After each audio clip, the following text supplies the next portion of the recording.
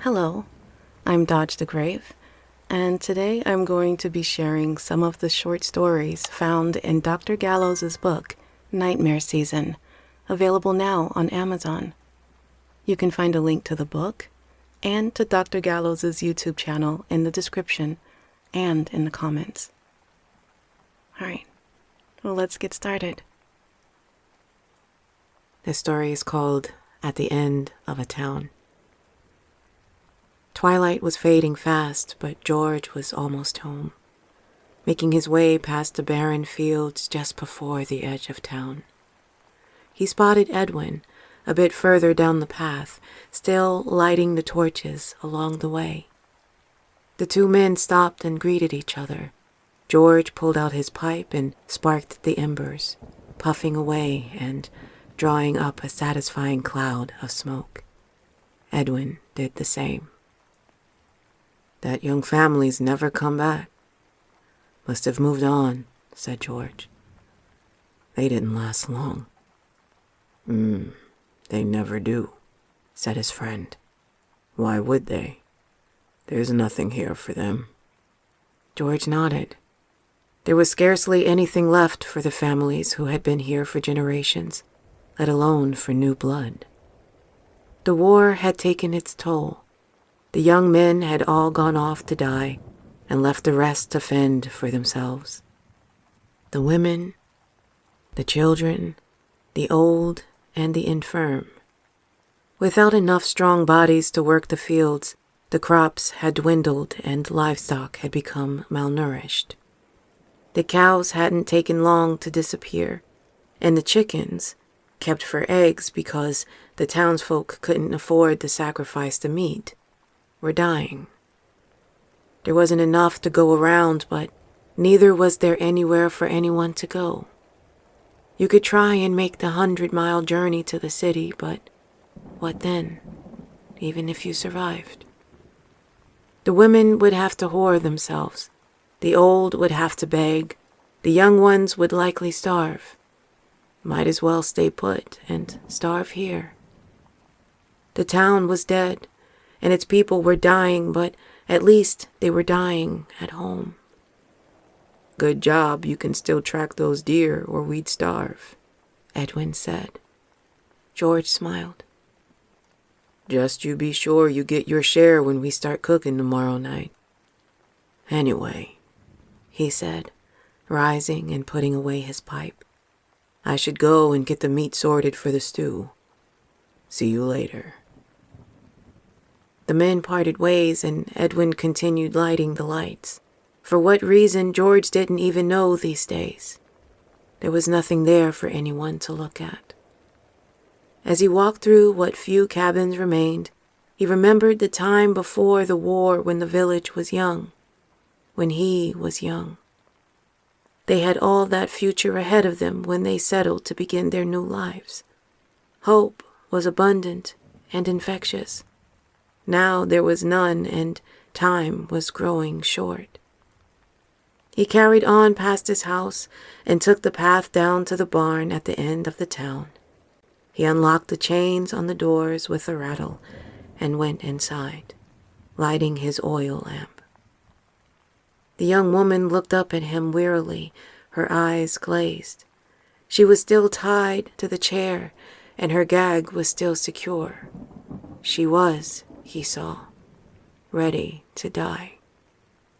He hated keeping her like this, hated doing this to any of them, especially the children. That's why they'd gone first. It was less cruel, he thought. But they hadn't lasted long. They were small, and the town still had too many hungry mouths. The father had gone next, keeping their bellies warm for 3 weeks before they were down to gristle. It was a good thing that none of them could tell the difference between the leg bone of a man from the leg bone of anything else. He hadn't seen a deer in months. He put on the apron and took the hammer off the wall. He was skilled enough to make it quick, at least. A small mercy, he thought, as he raised its blunt weight above his head and tried to think about how grateful they would all be. for the hot meal tomorrow night. Pens and Needles, written by Dr. Gallo. Deb knew it was coming. The prickling sensation started, as always, where the top of her left breast became shoulder, and within a few short moments, the whole of her left arm was numb right down to the fingertips. In spite of the coolness of the April afternoon, the sweat came suddenly, in beads on her forehead. She managed to pull the car over before she lost control, and as the tires dug into the wet grass on the verge at the side of the road by the field, there came the now familiar agonizing, sharp stab to the center of her chest. She screamed as it doubled her over, clutching at it importantly with both hands. As she sat there, hurt and alone, time passed slowly, but it did pass.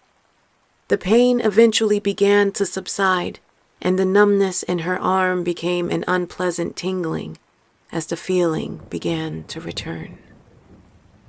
She sat up and watched the windscreen wipers tick back and forth for a few seconds, and then the relief and fear overwhelmed her and brought tears, with great sobs that racked her whole body. She felt at her most wretched then, and wished for Robert. The pain had been a mere twinge when it started some 4 months earlier. She had been cleaning up in the garden, enjoying the unusually warm spring morning, and had stopped to look out over the hills in the distance, their peaks still dusted with snow. A little sharp jab inside her had given her cause to stop drinking her cup of tea mid-sip, and then, like that, it was gone. She hadn't even mentioned it to Robert and had forgotten about it until it happened again. The next time, she was out with Vanessa and Margot for drinks and some food at the pub in the village. She and Vanessa were creased up laughing at Margot, who was trying to explain the lengths her and Roy had to go to stop the dog whining at the door while they were in bed. As she laughed, Deb felt a small, sharp jab beneath her breastbone.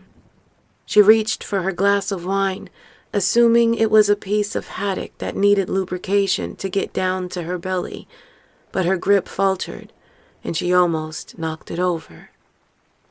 A sudden clamminess came over her, so she excused herself and headed for the bathroom before ducking into a cubicle, locking it behind her. The jab came again. Not so little this time. It was so intense that it made her wobble on her feet, and she put a hand on the cubicle wall to steady herself.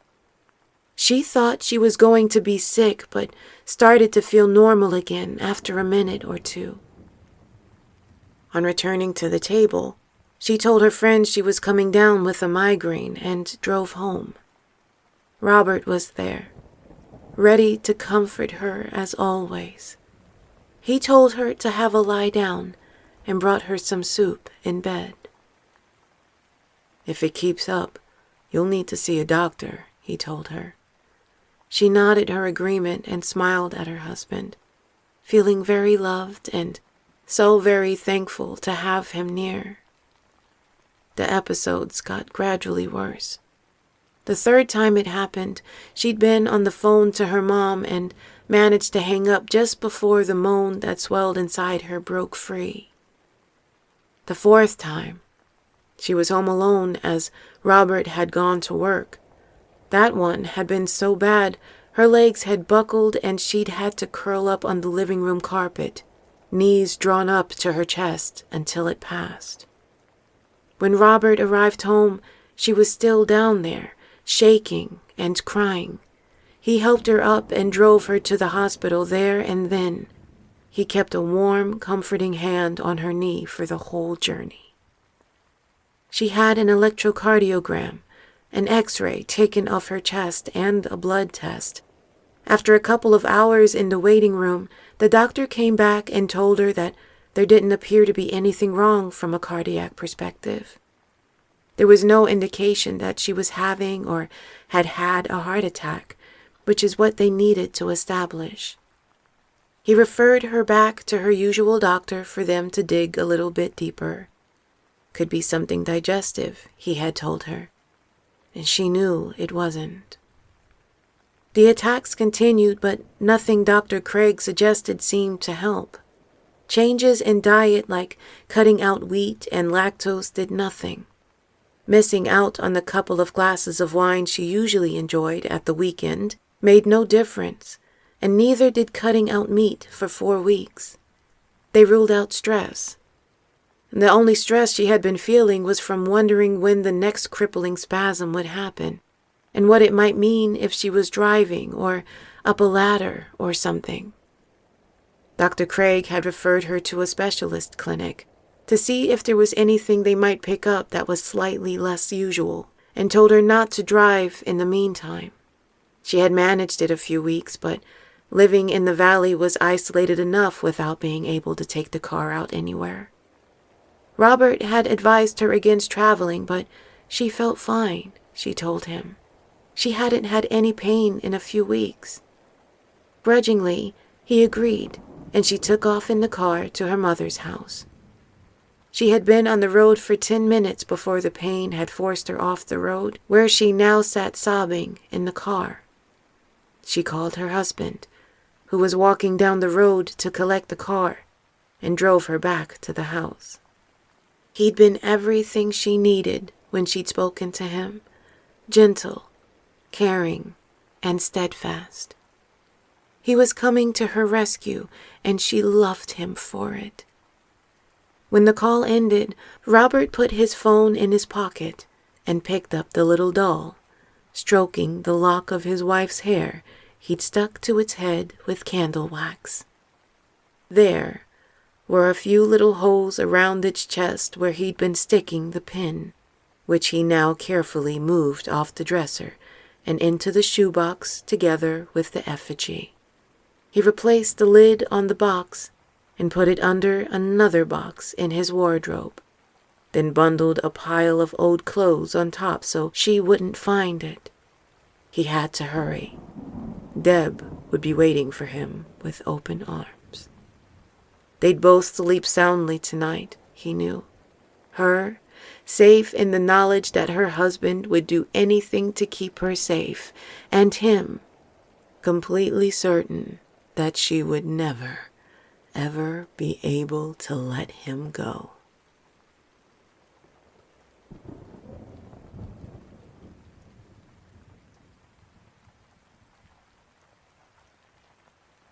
My friend, Josh. I met Josh last year. The poor thing had had a hard time of it, so he let me into his life very quickly. I'd met him as he checked out of the hospital.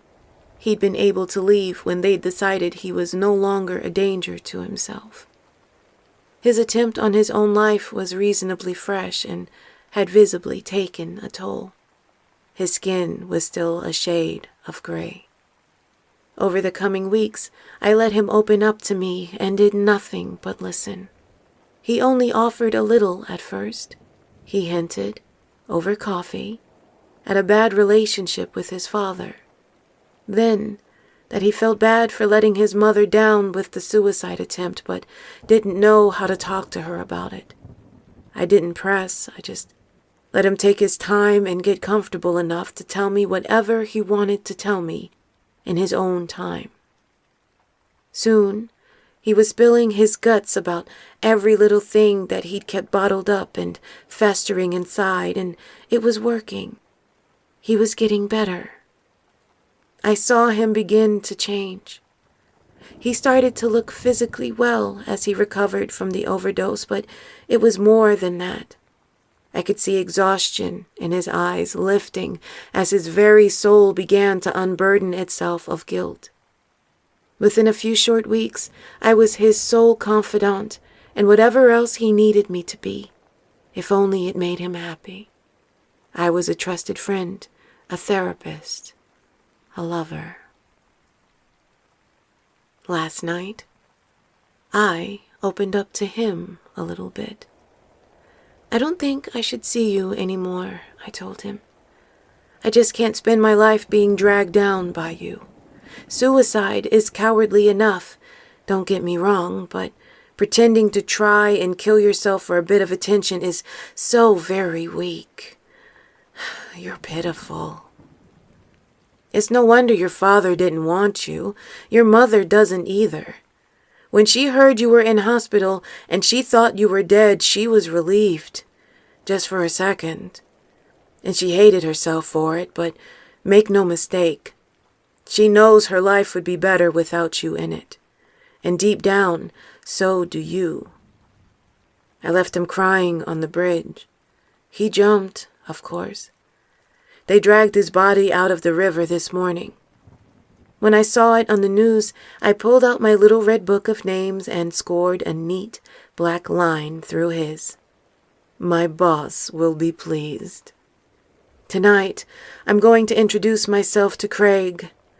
He likes brunettes. I'll stand outside the community center at 9-ish, just as his group session finishes. He's had a lot of counseling about some of the things he saw on his final tour of duty, and he's just about managed to get past the horrors that made him want to end it all. Just about.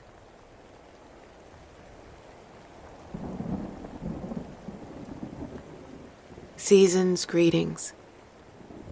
The faint yet welcome smell of leaf smoke from a seasonal bonfire danced on the crisp night air.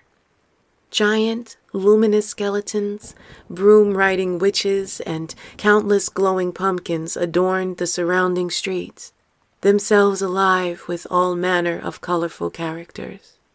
Devils and vampires ran alongside superheroes and wizards whilst hockey mass maniacs creeped among the houses for sweets and treats. Cowboys and kitten princesses played jokes on one another with glee. Tim watched the other children run around with an excited buzz as he made his way through the night. Their elation was obvious but not infectious. He was too preoccupied to enjoy himself. They paid him no mind anyway, as he continued down the dark, tree-lined avenue towards what had once been his home. It had been 1 year since the accident that had left him without his mother. 1 year since he'd last enjoyed a warm embrace or looked into her deep, brown eyes. There had been no one to blame for what happened. It was an accident. Just one of those things. He was well looked after now, of course. There were plenty of other children to play with, and they were all treated with kindness and warmth. He wasn't unappreciative, but it was so hard to feel happy sometimes without his dear old mom to talk to, and even more so tonight. Halloween had always been their most special date on the calendar. They had always spent the days prior excitedly unboxing and putting up the decorations. A plastic pumpkin with a battery candle, the witch's welcome sign that went outside the front door, and many more. By the time the big night came around, their living room had always become a veritable dungeon, fit for any little ghoul or creature of the night that came knocking for a tasty treat. Later, they'd trick or treat themselves, gripping each other's hands tightly as they went, before settling down on the couch to snack and watch scary films until the Halloween fun was over for another year, and it was time for bed. The previous year had seen the tail end of a storm that had battered the town for 3 days, with terrifying gales and unrelenting rain. Mom had insisted they wait until the local radio had given the all-clear before they had taken to the streets. She had been very strict about that. It was pure chance that they had been walking under that particular tree when that particular big, broken branch had finally given up his hold and snapped away, tumbling down toward the pavement, as they passed underneath.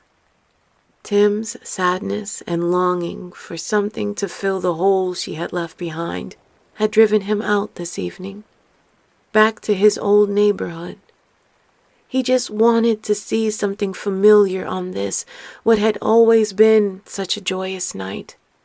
And Halloween was a magical night too, wasn't it? He had read about its ancient roots and where the traditions had come from. Special things could happen on Halloween if the circumstances were right. He dearly, desperately hoped that tonight was special enough.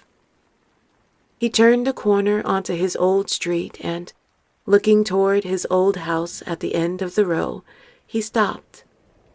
Barely able to register what he saw, the lights were on inside. Someone, it seemed, was home. He ran then.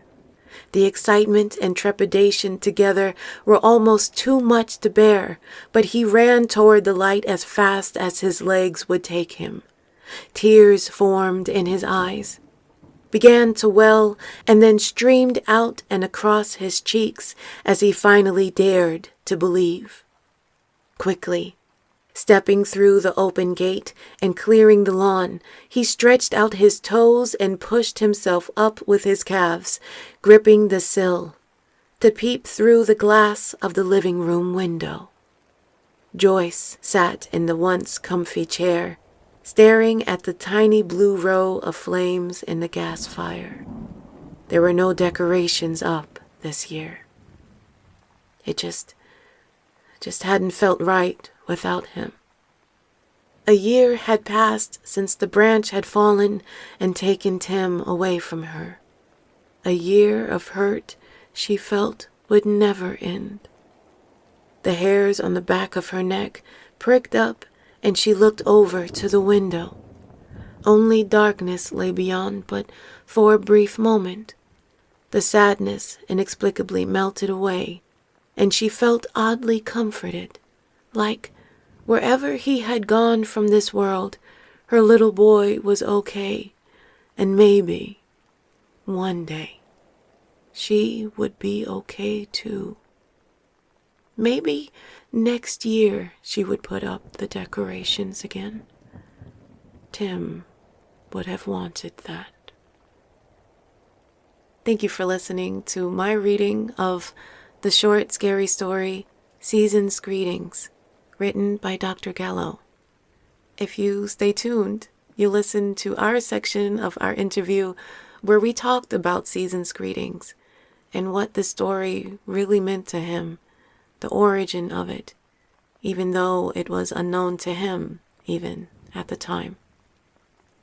It's a beautiful story. Thank you for letting me read it and for sharing the story behind it, Dr. Gallo. Thank you so much.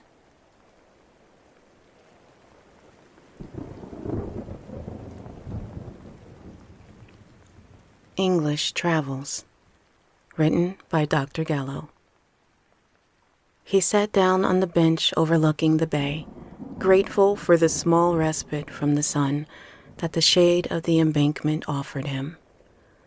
The climb up the rise from the town had left him red-faced and sodden under his armpits, but the view, he reckoned, was worth it. He could see right across the bay and fancied that with time he could have taken in the entire town. A hand landed on his shoulder and grasped it firmly, startling him. "Oh, I'm sorry. Lost in the view, were you? And what a view it is." He rose to greet his friend and embraced him warmly. "You're not wrong, sir. What a wonderful place. I'm glad you can make it, of course. What's mine is yours while you visit. I've already asked Marilyn to prepare the guest room." "Oh, I won't hear of it. I've already booked some lodgings for 3 weeks and paid the deposit. I wouldn't burden you even if I were alone, but the family are coming over in a week." Well, next time then. Next time." His friend sat down on the bench, and he did too, resuming his vigil of the coast. A hip flask was offered, but he declined. His friend took a gulp and hid it away again inside his coat. "How was your journey, then?" he asked. "You took the train, I take it." I did, and it was very pleasant. Lovely countryside up here. I hopped off the train and took in a few of the smaller towns on the way up. I met some colorful characters." Always the writer, eh? Taking pictures of folk with your mind to put them in your stories later. Just make sure you change the names. Something like that, he laughed. I met a very queer fellow, you know. Just a few stops out of town. Oh yeah? How was he queer? He just was. He sat all the way back in the station, right in the shadows.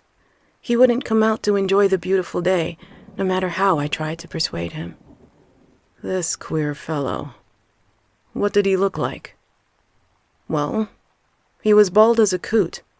Thin? Yeah, thin too. Pale with it.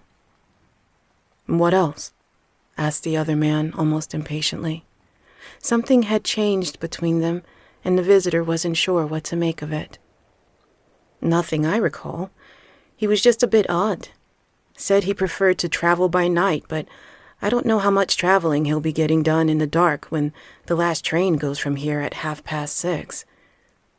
Now, what's the matter with you all of a sudden? I'll tell you in a moment. Please, try and remember, old friend. Was there nothing else? Nothing that struck you as strange about him? He thought for a moment. Actually, now you mention it, the poor sod was suffering terrible allergies on account of the summer. He was sneezing? No, not sneezing. His eyes were bloodshot. I couldn't see even a faint glimpse of white in them.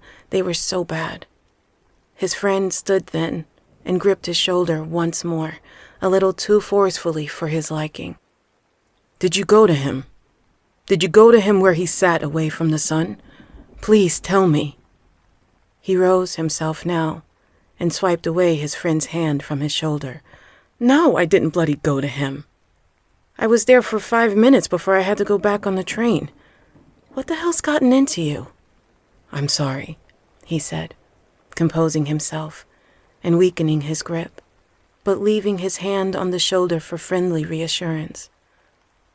I'll explain it all over supper, all right? Suffice to say, for now, that things are a bit wilder up here than in the city. A bit older. Out there in the countryside, you can find all manner of strange things, and some of them, well, they mean you ill. What do you mean? Have you gone daft? No, I haven't. Look, I'll explain it all over supper. You'll be perfectly safe here, I assure you. Just mind who you talk to after dark. Keep God about you. Do you have a cross? Under my collar, of course, but come then. Let me treat you to a slap-up meal, and we'll retire to mine for a brandy and a proper catch-up. How does that sound? Sounds bloody wonderful, actually, he said, his tension now easing, and the two of them started to walk back down the rise toward the esplanade below. Across the bay, the abbey loomed. Welcome to Whitby, Bram, said his friend. I do believe that, in one way or another, you will find it most inspiring.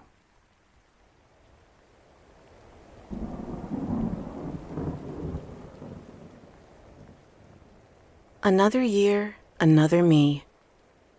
Written by Dr. Gallo. I think a lot of people hit a certain point, a certain birthday or big life event, and they either realize that they're content or realize that they're unfulfilled. You're either happy with your lot or you feel like you've missed out a bit. Me, I had the epiphany this time last year, on my last birthday, actually. I was reflecting on my life so far, and I got to thinking that I hadn't done the things I was supposed to do, the things I'd felt a little bit of passion for in my life. I never stuck at the guitar to try and make a go of being in a band. I never kept up with the art. I ended up just carrying on with the day job, like most people do, because it's easy and it pays the bills. The truth is, I never thought I'd be good enough to really succeed, and it put me off. I was never going to pay the bills with my guitar when there were so many other vastly more talented musicians out there, and I was never going to break into comic illustration for the same reason. My drawings were okay, but they wouldn't have stood out to anybody. But then I got to thinking, well, it shouldn't be about that, should it? It shouldn't be about making money. If you want to create art, it should be for you. If you want to be good at something, you should get good at it to satisfy yourself. The greatest artists in their respective fields didn't set out to become millionaires. They did it out of love for creating art. And that's when it hit me. You don't even have to excel at something you enjoy. You just have to enjoy it. So I took the plunge and started doing the one thing I'd never dared to do before because, you know what? I didn't need to do something that was going to change the world. I just had to do something. And you only live once, right? That's not to say it's been easy. Even now, a full year on, I mistimed it with the chloroform last night, and the one I've got up in the cabin right now managed to gouge out a good scratch on my neck before I got her in the van. I had to be careful with that. You don't want any DNA under the fingernails getting traced back to you, so I took that hand first, and I burned it. The other one's in a plastic bag I chucked over the fence into a school playground for some kid to find on Monday morning. Not sure which bit I'll take off next, but I was thinking about leaving it under the seat on a bus, if I can find one with no cameras on it. Bloody things are everywhere these days, aren't they? I know I'm not reinventing the wheel with what I do. I don't need to be Gacy or Dahmer or Bundy. I just need to be me. And I'm having the happiest, most fulfilling birthday of my whole life. Shed. Written by Dr. Gallo.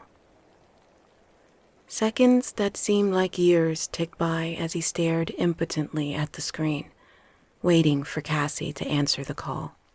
Suddenly, the connection was made, and she was sitting there at the bottom of the stairs which rose up to the attic behind her. Thank Christ, he thought, relieved. "Hi, Dad," she said cheerily. "So what did you think? Pretty cool, isn't, honey?" "I have something very important to say, so please just listen," he said. He measured his tone very carefully. He didn't want her to panic, but he had to be firm to get her to pay attention. He hated cutting her off so rudely, but now was not the time for politeness. She stared back at him from the stairs, visibly shaken. "Dad, you're scaring me. What's wrong? What harm can it do anyway? It's dead." She had emailed a picture of the arachnid to him at his office earlier that day, and he'd printed it out for a better look. It was black. All 8 of its legs curled inward as it lay on its back on the floorboards. Her email had said its leg span looked to be about 2 feet wide, give or take. "This," he told her, holding up and pointing at the printout of the spider, "is not dead. This is an exoskeleton." "A what? What do you mean?" "I mean, spiders shed these like snakes shed skin, to make room for growth when they get bigger. Now, where did you find the damn thing?" Her eyes widened then, looked across and over her shoulder. I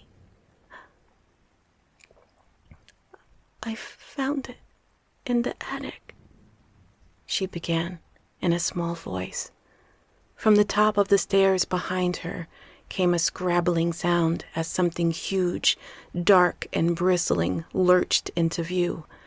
Its foreleg hit the top step with a thunk as her dad watched on in horror.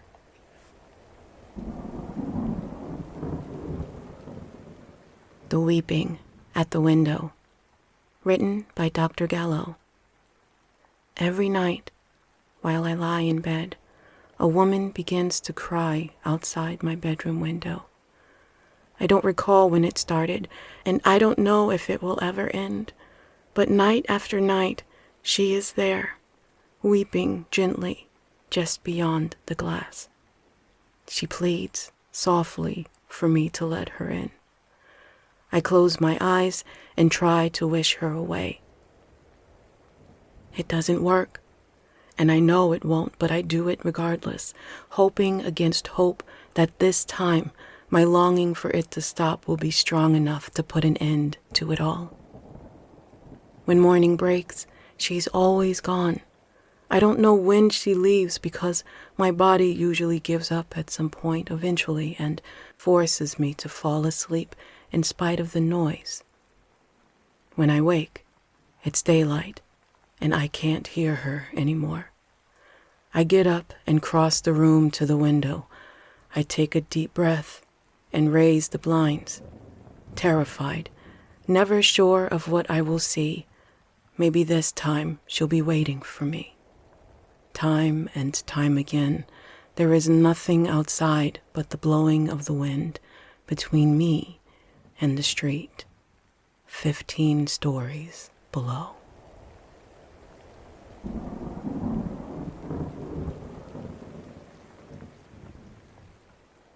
The Mermaid at Kinder Scout, written by Dr. Gallo.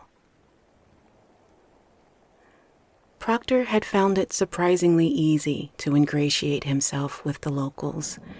He had expected to find them tight-lipped and suspicious, peeping at the newcomer through twitching curtains or merely staring, silently and intently, into their pints as he approached them for information, but far from it.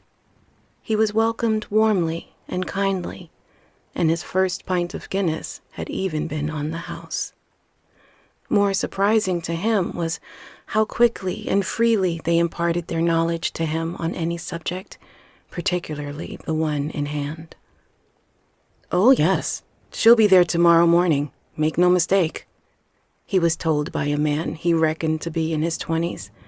Everyone in the pub was of similar age, it seemed.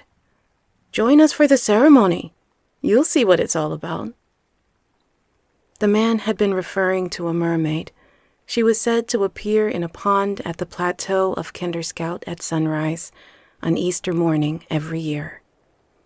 She was legendarily beautiful, so the stories went, and she offered the prize of immortality to anyone who visited her during her annual appearance. Proctor didn't believe it, of course. It would be someone in a seaweed wig or similar to play the part of the mermaid while the others danced their time-honored dance in the morning sun, and that would be that. Their odd little ritual would be complete, and the superstitious bumpkins would go back to their village. Proctor would return to the city with another segment of the book ready to put on paper. It would go perfectly between the sections about the Mary Lewis and the Oozer, he reckoned. When morning came, he was warmly welcomed again, this time into a 4x4, which took him on a 30-minute drive through the greens and yellows of the dips and rises of the Peak District National Park, which he enjoyed taking in as they traveled. The driver and the other man, who sat in the front passenger seat, grinned for the entire journey, but hardly said anything when he attempted conversation, so he gave up and focused on the scenery instead.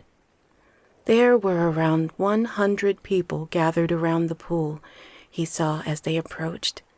Some were playing musical instruments, some were dancing. As he left the vehicle, the throng parted the way for him, and he took it as his invitation to approach. There was a little blonde-haired boy standing at the edge, wearing a green robe adorned with a golden octopus thing on the right breast. It was no seaweed wig, but He hadn't been far off the truth, he realized, smirking to himself.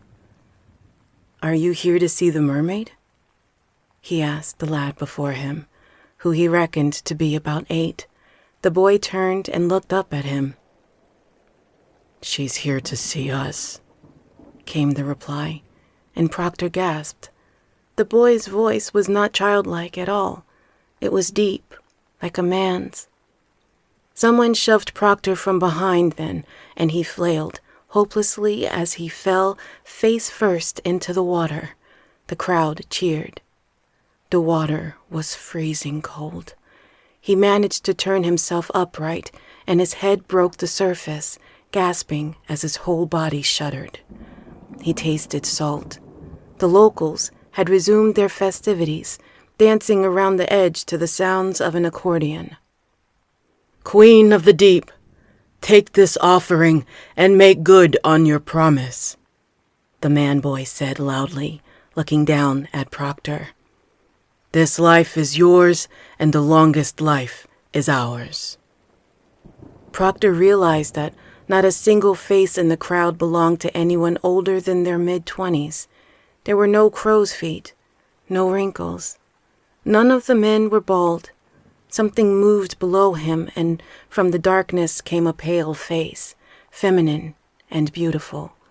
Her eyes opened circular, yellow lamps, and when her ruby-red lips parted, they revealed rows of thin, sharp-looking needles. Her thick tentacles, colder than the water, snaked about, then embraced his body strongly. "They'll come looking for me," he screamed impotently at the crowd around the pool.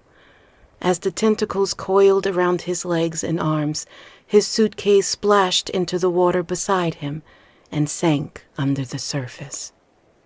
He followed it shortly after.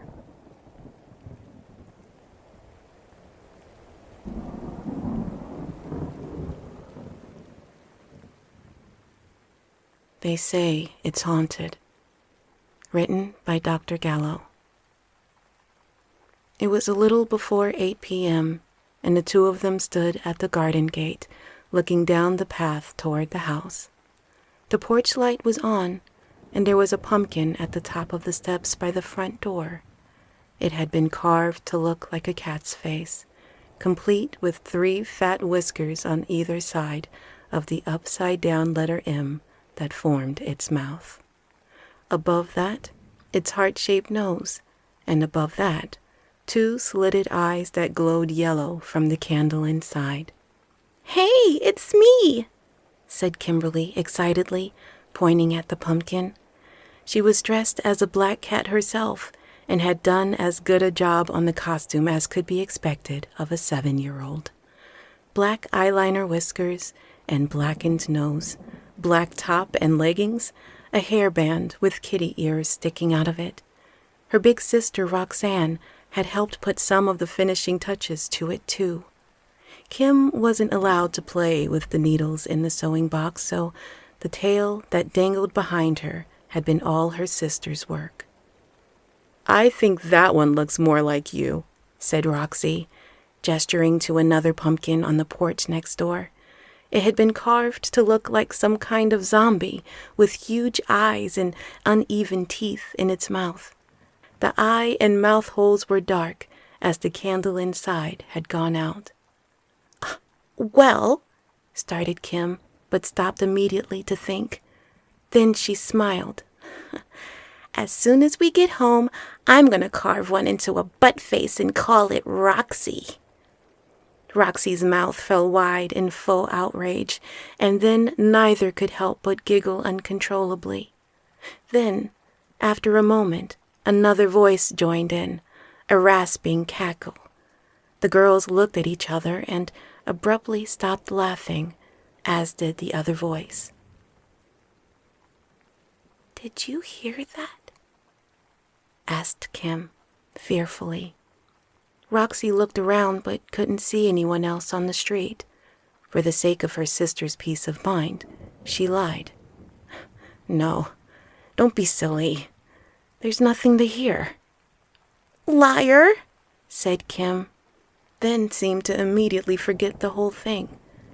Shall we go up to the kitty pumpkin? Roxy was still scanning the surrounding houses. That laugh hadn't just been loud. It had sounded off. She really didn't want to stay here. No, Boo. It's getting late. Let's head home and check our haul. It's not getting late, and we're still on our street. I can see our house from here, she said, pointing down the road. She wasn't wrong, but Kearney Mount Street was pretty long for a small town. They could see their house. Just. It's late enough. Nobody else is out here. Because they're scared of the haunted house. It's not haunted. I know it's not. A ghost couldn't carve a cat pumpkin, could it? Roxy sighed. Of course it wasn't haunted. Everyone knew it wasn't, but everyone acted like it was. It was old and creepy looking, presumed empty for as long as anyone could remember, and the one they all loved to imagine was floor to ceiling with spooks and ghouls. They dared one another to run into the garden to fetch their errant footballs and frisbees. They egged each other on to run up the stairs to the front door and knock on it, only for the terrified adventurer to run as fast as they could, back down and out of the gate, breathless and panicked. Even at the height of summer, when the night had retreated as far as it could, and the evenings brought that sweet balm of cut grass and flowering trees to the air, it had to be a dare, even while the sun was shining. Nobody messed around in there without a good reason, because they all knew it was haunted. But of course, deep down, they knew it wasn't. Roxy thought about the laugh again, then wondered who had carved that pumpkin, since nobody lived there. She looked at Kim with a half smile and told her it was time to go.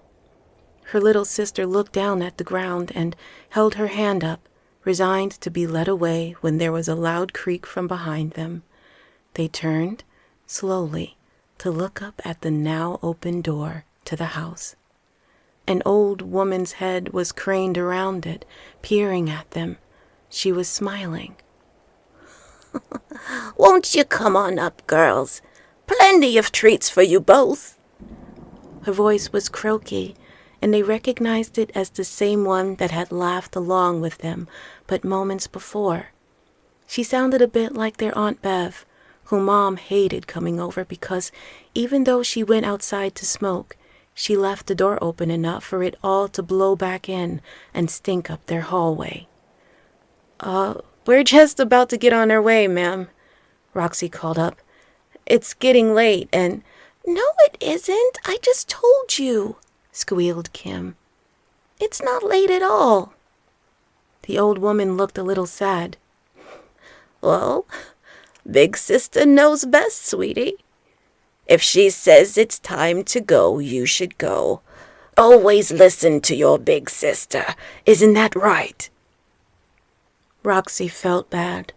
Kim looked glum, and now so did their new friend. I guess you haven't had many kids come around here tonight, huh? She ventured, and the old woman shook her head sadly. Nobody comes around much at all these days. They say it's haunted, you know? Your house? She laughed that throaty laugh again, but it didn't sound so scary this time.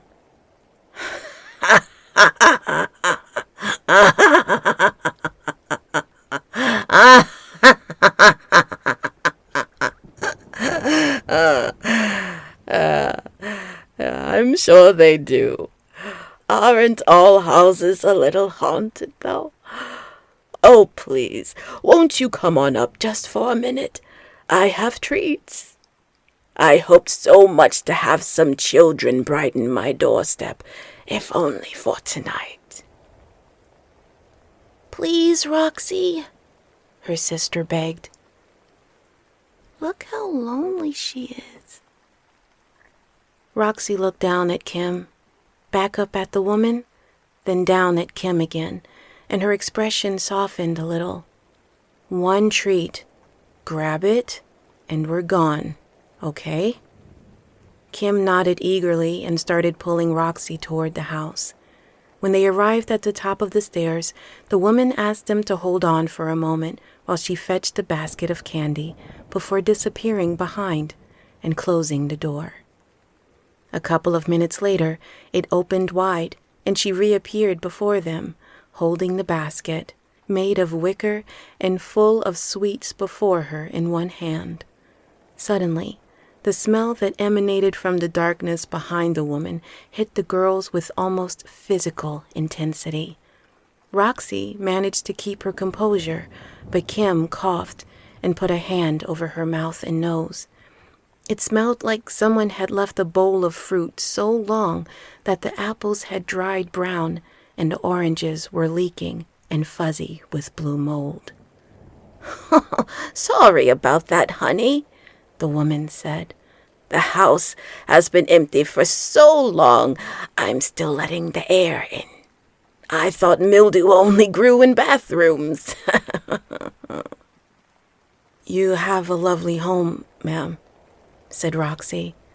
Kim made a noise but said nothing. "You're sweet.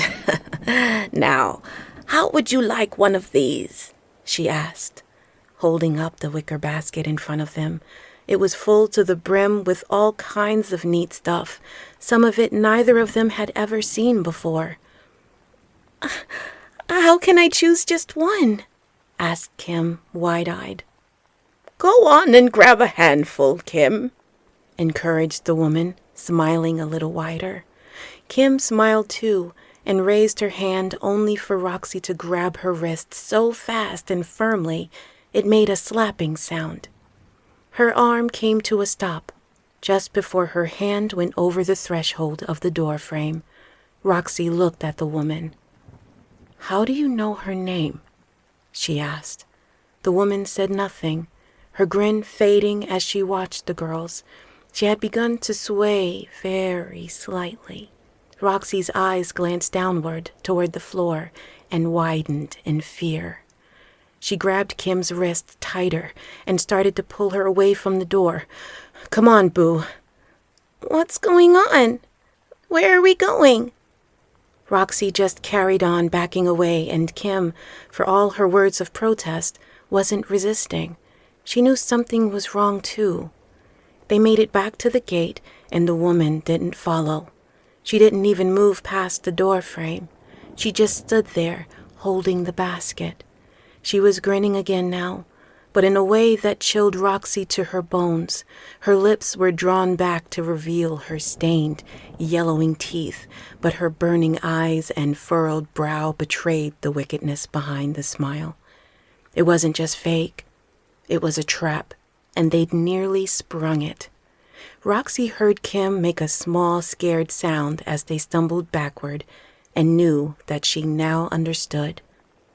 As they gripped each other's arms tightly, they turned and ran, leaving the house and the old woman behind them. When Roxy glanced back, the old woman was still there in the doorway, staring after them, and her feet were still not touching the floor beneath her.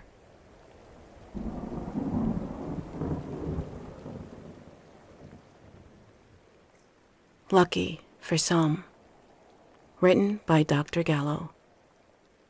He slammed on the brakes as soon as the young woman appeared from out of nowhere into the glare of the headlights in front of the car. She ran around to the passenger side and got in without hesitation.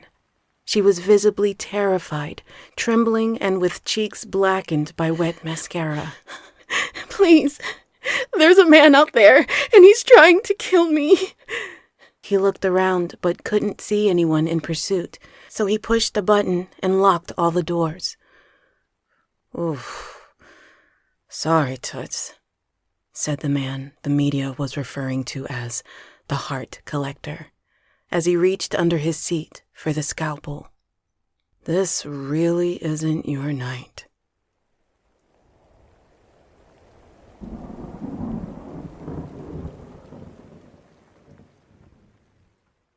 What's up, YouTube? This is Dodge the Grave, and today I am being joined by horror writer and narrator Dr. Gallo.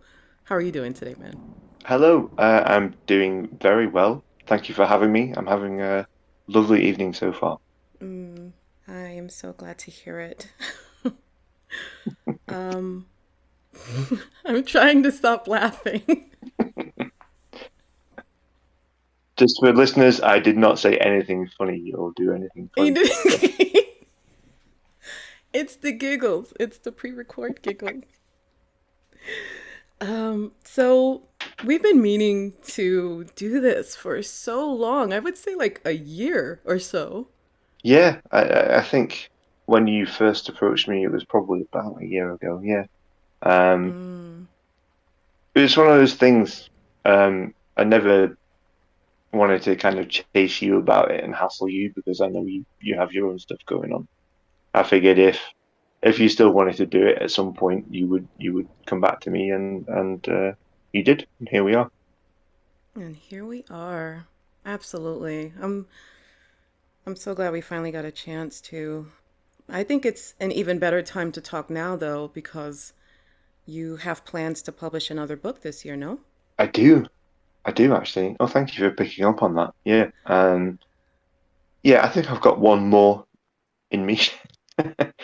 So I did one. I wrote. I don't know how it worked in other countries, but when COVID was at its peak in the UK, we had lockdowns, so the government limited interaction with people outside of your family. Bars and restaurants and stuff closed. Mm-hmm. Everybody who could work from home basically had to work from home. And it went on for a while, and then they opened up briefly, then it got bad again. So everything shut down again. And then, I don't know, I guess we're just kind of, I think everyone's just trying to live with COVID now. That's everyone's life, I guess. Um, Yeah. but because I couldn't really see anyone outside my family, I had a lot of nights free, and that's when I decided to firstly start my YouTube channel, um, Mm-hmm. and then try and write enough stories to publish my book, my anthology of short stories. And I'm planning one more. I think then I will have scratched that itch. I have quite, Well, we'll see. yeah. I mean, I say that, but then inspiration strikes. And I do. I really enjoy writing, um, more than I enjoy, I would say, narrating my stories or anything else. Um, it's much less hassle. I just enjoy being in my own head and creating in that kind of way. Um, but yeah, I don't want to talk too specifically about the book that I'm planning to release this year because I think it's quite a good and original idea, and I don't want to put it out there just in case someone else goes, "Oh, that's a good idea," and then they're a better writer than me, and then totally steals my thunder. you you had like an estimated release date of like September 1st and then they publish it like a month before Yeah, or like a week before. yeah, exactly. Yeah. Hi guys, here's what I'm doing right now, and some dude's like, "Ha ha! Here's Right. my version of this." Yeah, that would be terrifying. Oh But I mean, gosh. I'm quite open about my work generally. That I'm not very secretive about stuff, but it's quite a specific idea, um, Mhm. and for that reason, I mean, someone might have already done it, and I don't know. Um, You never know, but I don't blame you for not wanting to share it. I understand that completely. I'll tell you what I'll do. I'll share it with you maybe privately after we're off air, and I'd like some feedback about the idea, but I also don't want to just throw it out there, you know. Understood. Yeah, don't forget then. Don't forget to tell me. No, I won't. Mm. You bought my book, right? I did. Yes, I read your first What book. do you think? I thought it was really good. I really liked it. I really like the the short stories, like that format of having short stories inside of a book because my attention span is too short right now for me to consume an entire book of one story. Sure. So your book was just perfect for me. As a writer, I'm the same. I don't think I have a novel in me. I prefer to, if I get inspired, I have an idea, I want to bang it out there as well as I can and as well written as I Mm, can and have a start and a middle and an end to the story. And if it works as a short story, it works as a short story, you know? that is a fact that I can relate to. I understand that completely because I have too many ideas and none of them are novel length in my brain. Yeah. They're just ideas. And if I can flesh it out in maybe 1,000 words or less, 500 words or less, then win-win. But Yeah. yeah, it's not a whole 500-page No, book. no. I do not have the patience for that. But like you, I have so many ideas. And I think even with the first book, I think some of them, I mean, I don't think a lot of them were particularly what I would call original ideas. There's a lot of ghost stories in there, and vampire stories.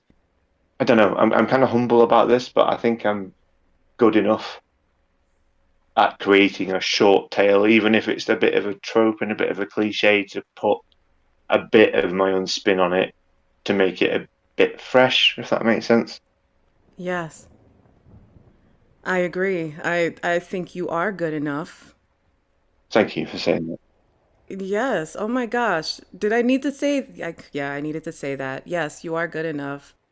There aren't many books that I have finished, and I finished all 32 of your stories in your book, and I love the I love the variation of horror in your stories. How it's there's some that are heartfelt, there are some that are horrific, and there are some that are just something for you to think about. Like it's all types of horror, and I loved that.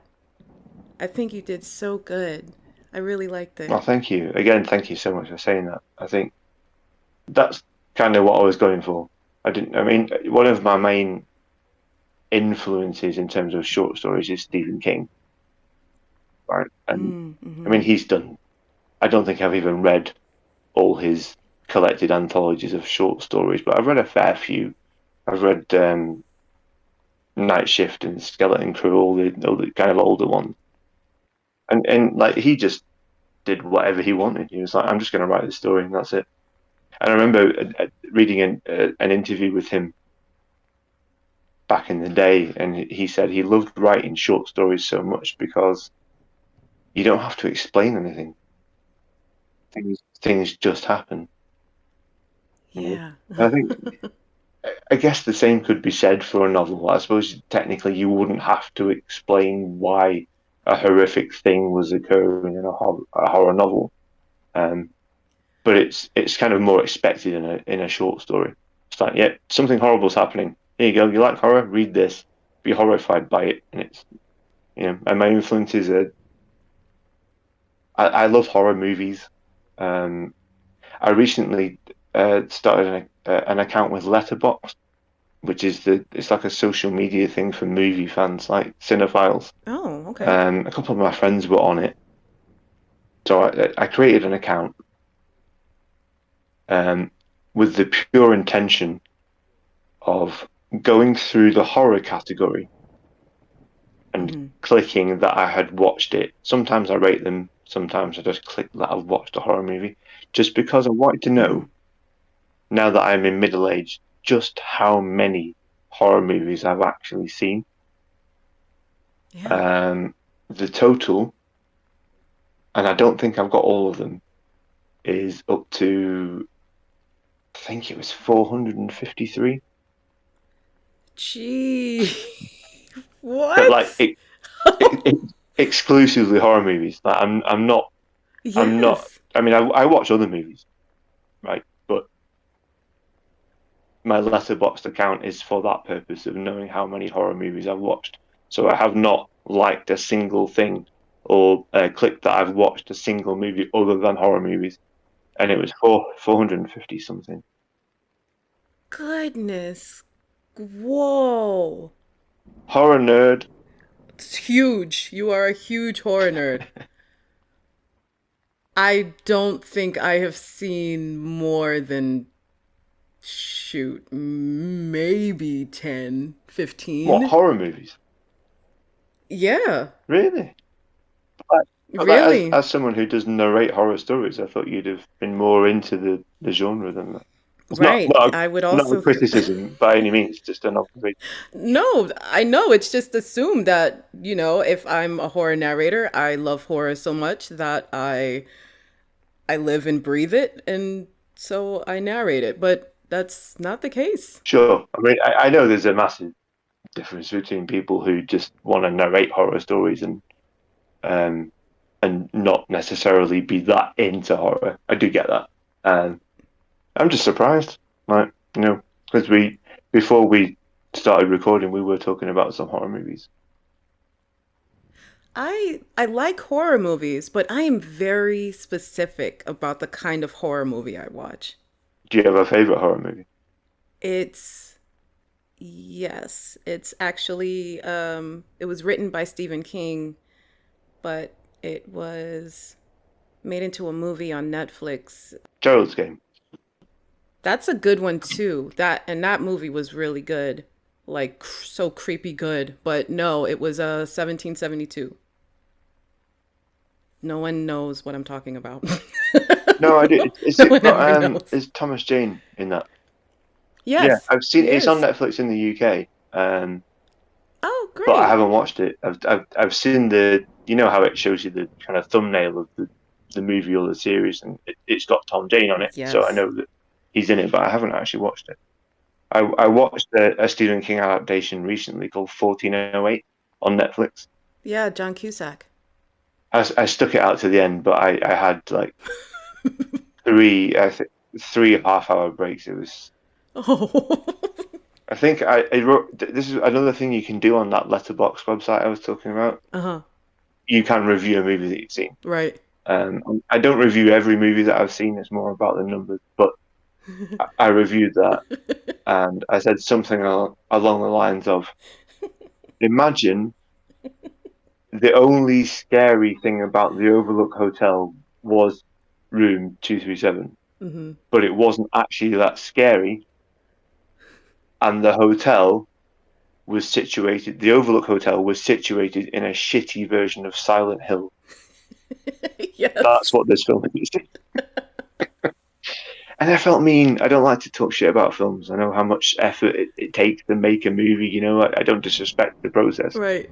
but man, I was so bored watching that. It was so derivative. I can't imagine you be, having watched over 400 scary movies, not, oh my gosh, not getting bored by a horror movie. I feel like most horror movies you've seen have bored you because you've seen so many. No, not really. I mean, in that it's a genre, obviously, there are horror films that are terrible, Mm-hmm. Of course. as with as with any genre.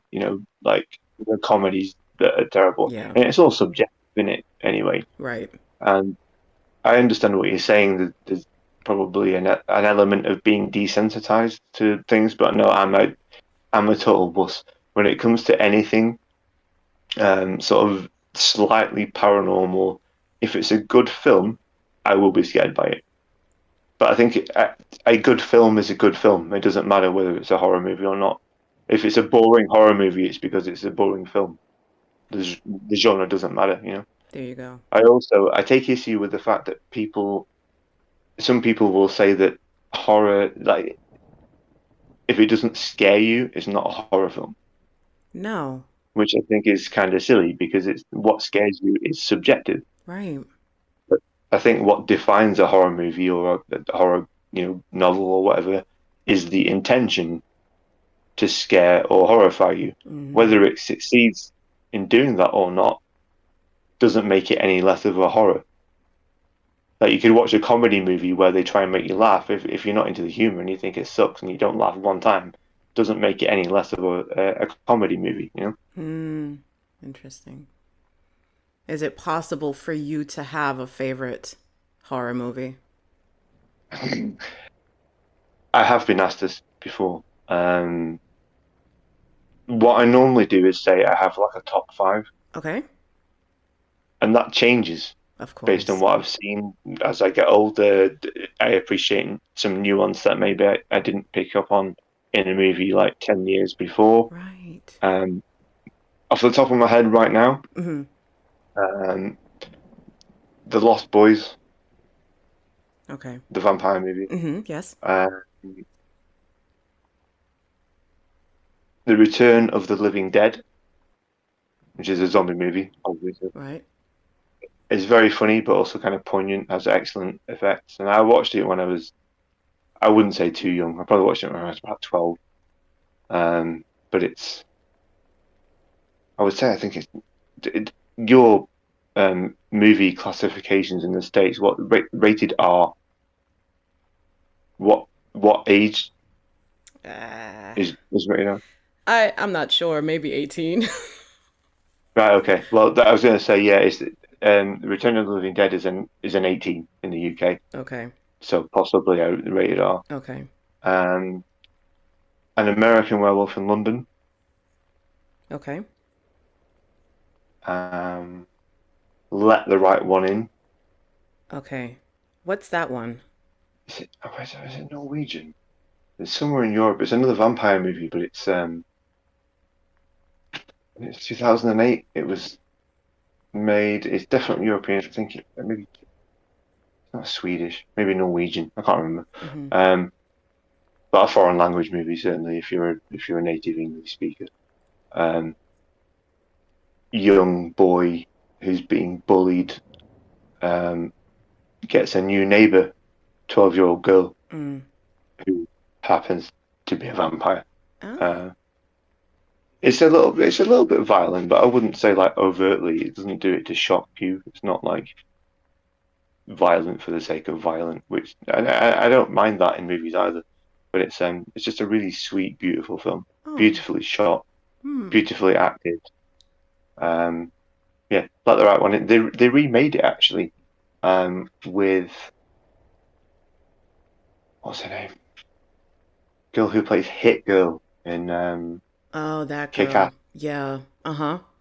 They remade it like a English language one, an American version of it called Let Me In. So it's the same story, but with what's her name? I can't remember it.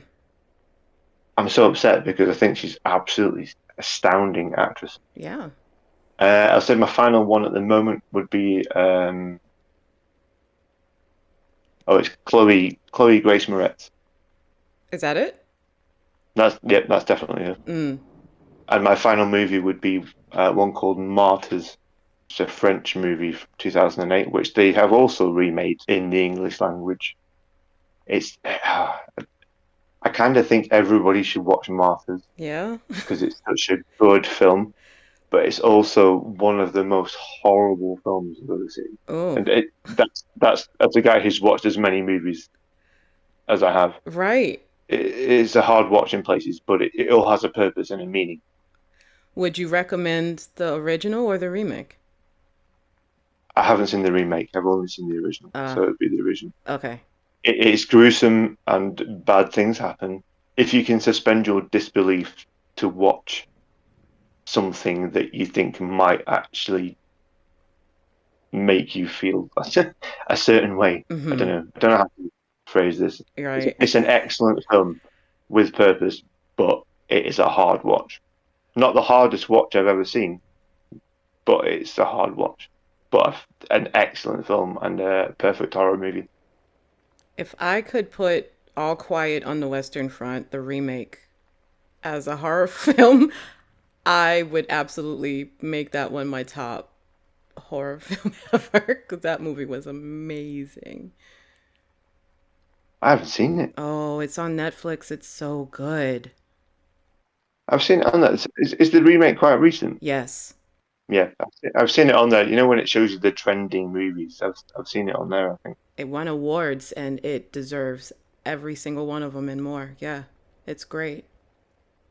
Have you Beautiful. seen the original too? No, I haven't. See, I'm not anti-remake either. Like, I think good stories deserve to be retold, Mm-hmm.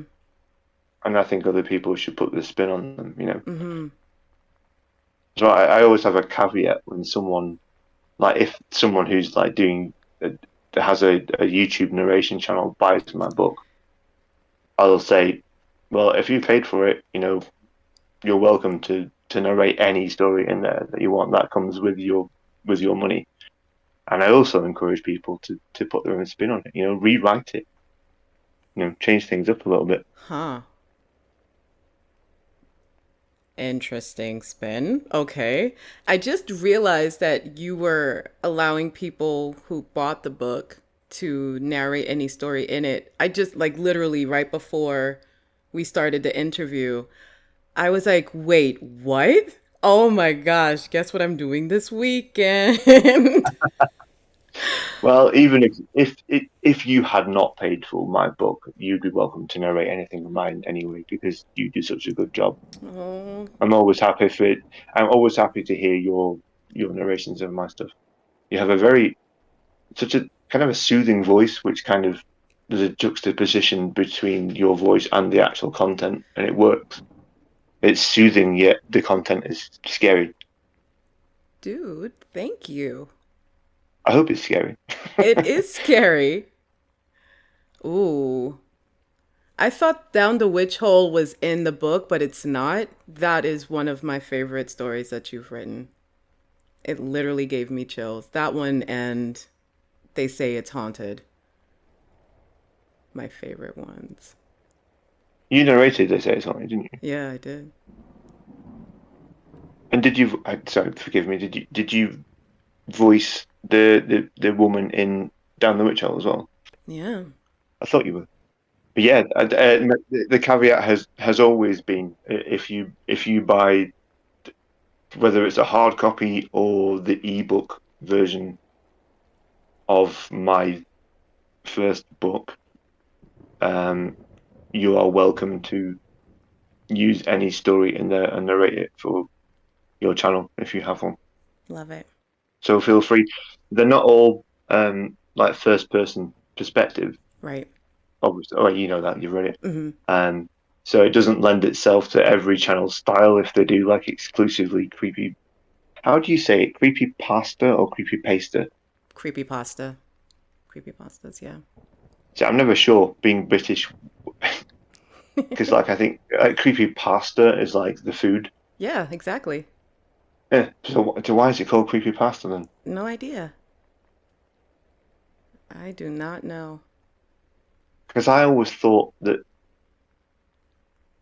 creepy pasta as as a name or as a figurative term for that sort of style was derived from people copying and pasting it on like message boards and emails years ago. Which is why you thought it was pasta. So Mm, creepy pasta, yeah. yeah. But maybe that's what it was, and everyone just decided it was pasta anyway. They just changed I it. don't make the rules. No one makes the rules. They just arrive.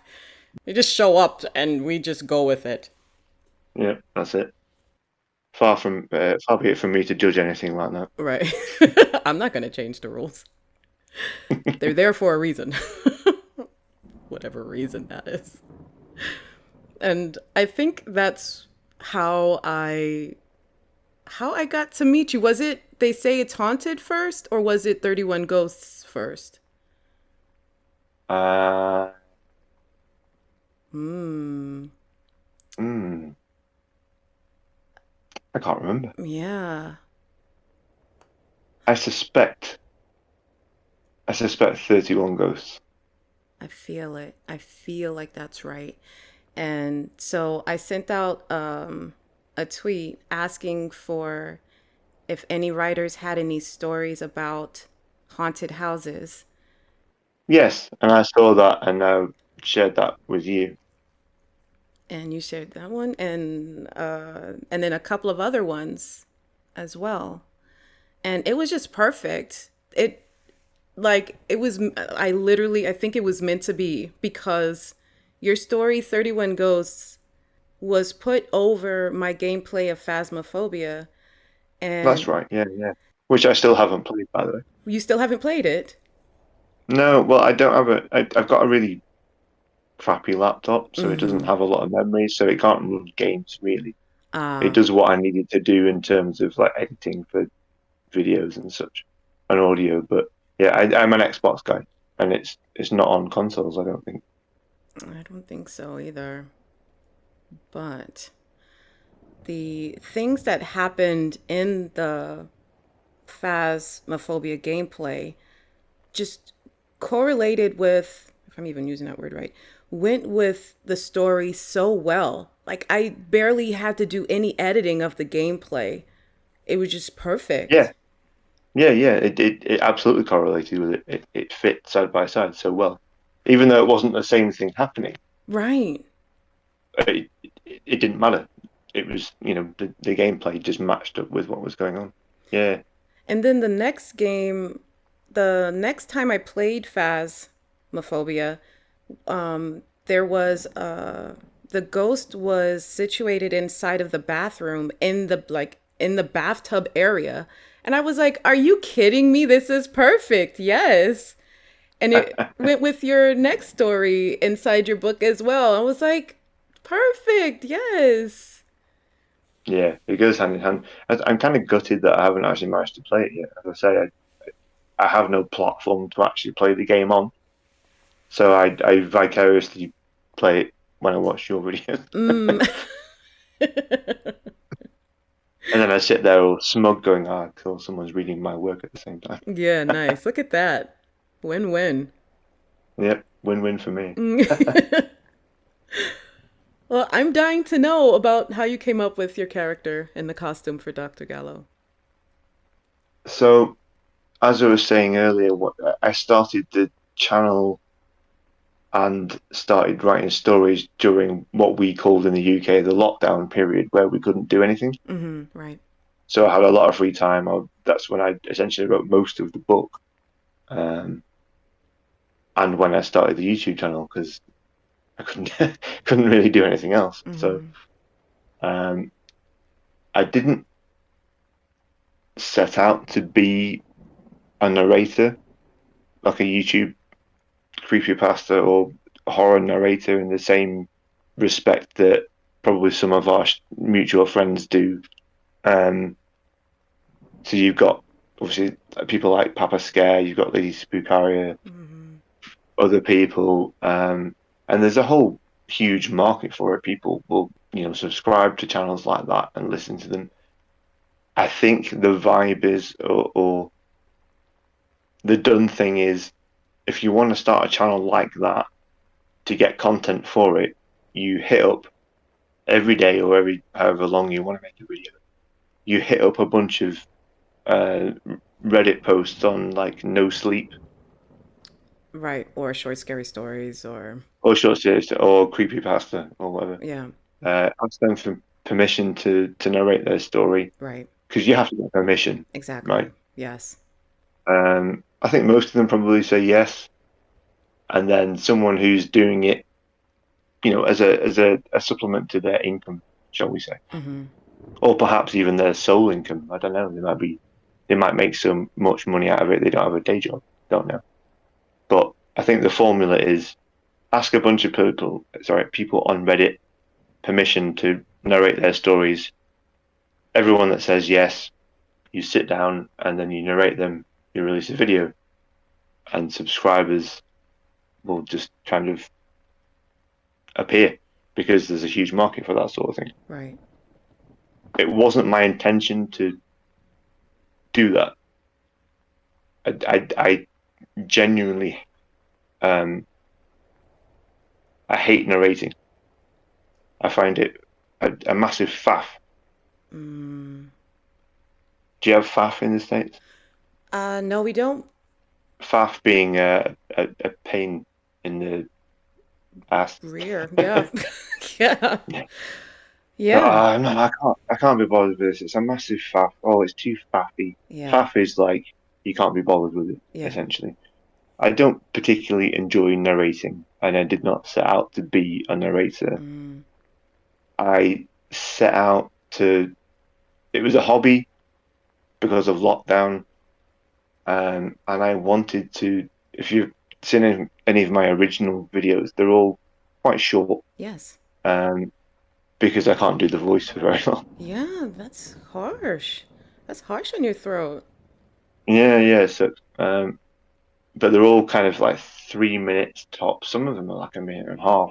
And what I was trying to do was try and keep some of the creepier side of British folklore alive Mm. by recording it and putting it on YouTube. All the kind of stuff that I was into when I was growing up in the 80s. I had books of myths and legends and, monsters and ghosts and all that sort of stuff. Mm-hmm. Things that really influenced me to this day. And that was my intention, was to record some of those stories and just put them on YouTube for posterity. And then I wanted to have fun with it, so I thought, well, I'll make a character.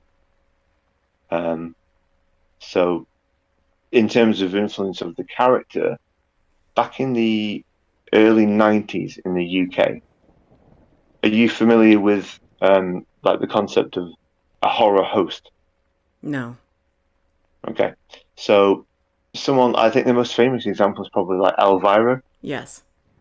right? So she in the 80s she would have a show where they'd show an old movie and she would host it and talk in between bits of the movie and stuff. Like the Crypt Keeper?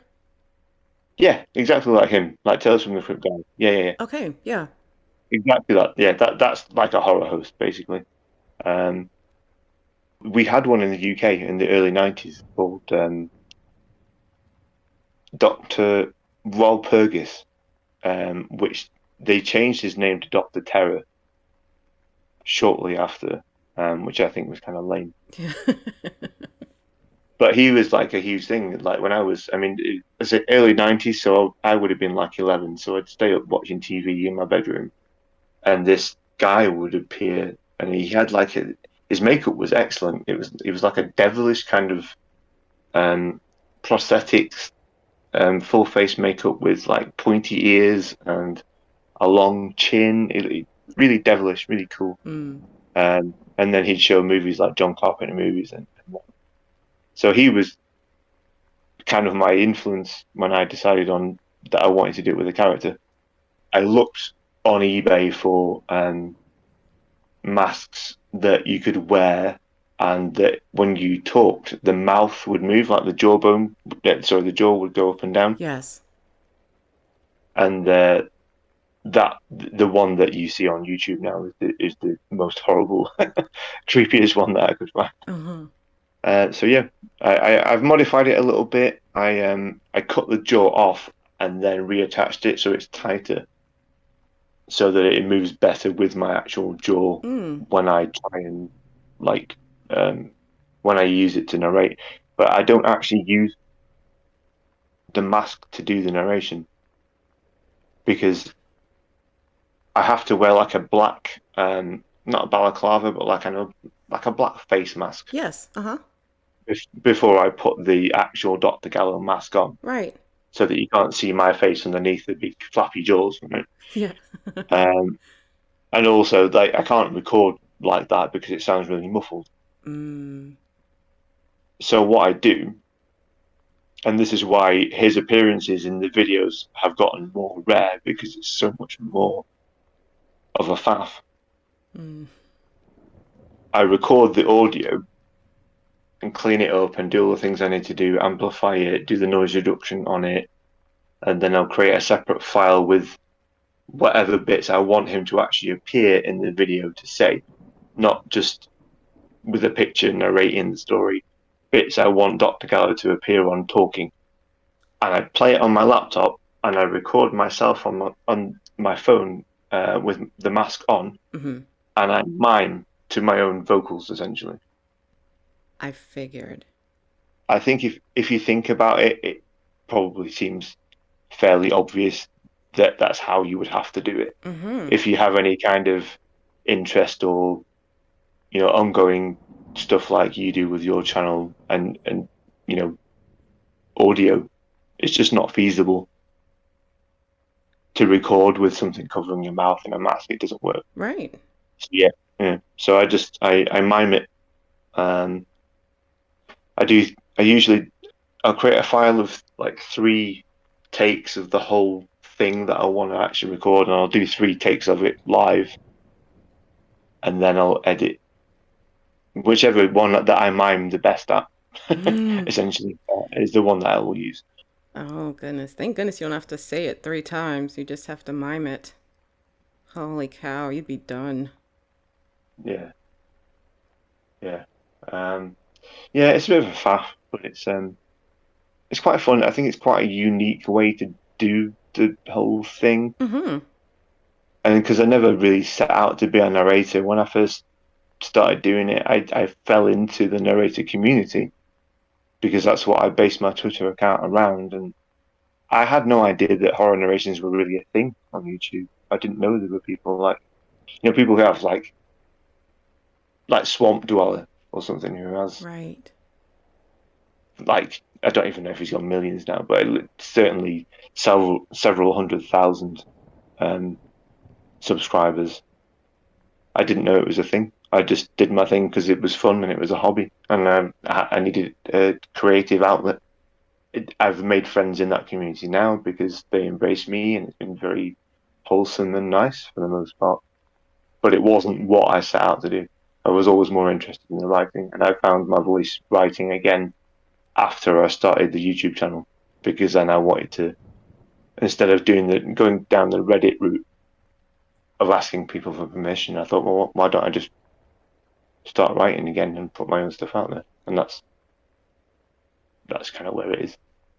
Heck yeah. Are any of the stories not yours on your channel? Um, I've got, as I said, when I started doing the channel, I was doing British folklore. So, I mean, there weren't really anybody's stories. I Right. was researching it and then just like rewriting it to narrate it my own way. So it's just folklore. So it was already out there. Yeah. So nobody owns it. Right. Um, I did a couple. Like I bought these really old. There were like these anthology books back in the I think the 70s, like the Pan Book of Horror Stories, and it would be a collected edition of different authors, established authors, I think at the time, and just a collection of horror stories. Some of them are really hugely dated, um, but I found a bunch of those in a charity shop one time, a Goodwill, Mm-hmm. um, and they were like 50p or whatever that is in the current exchange rate. So I've got like 7 of those, and I read a couple of them for the channel. I thought that they're so old. I suspect the author might be dead and won't care. Mm-hmm. So I didn't ask anyone for permission. They were so old. I thought no one's going to care. Right. Um, and then I did narrate a Clive Barker story. And admittedly did not.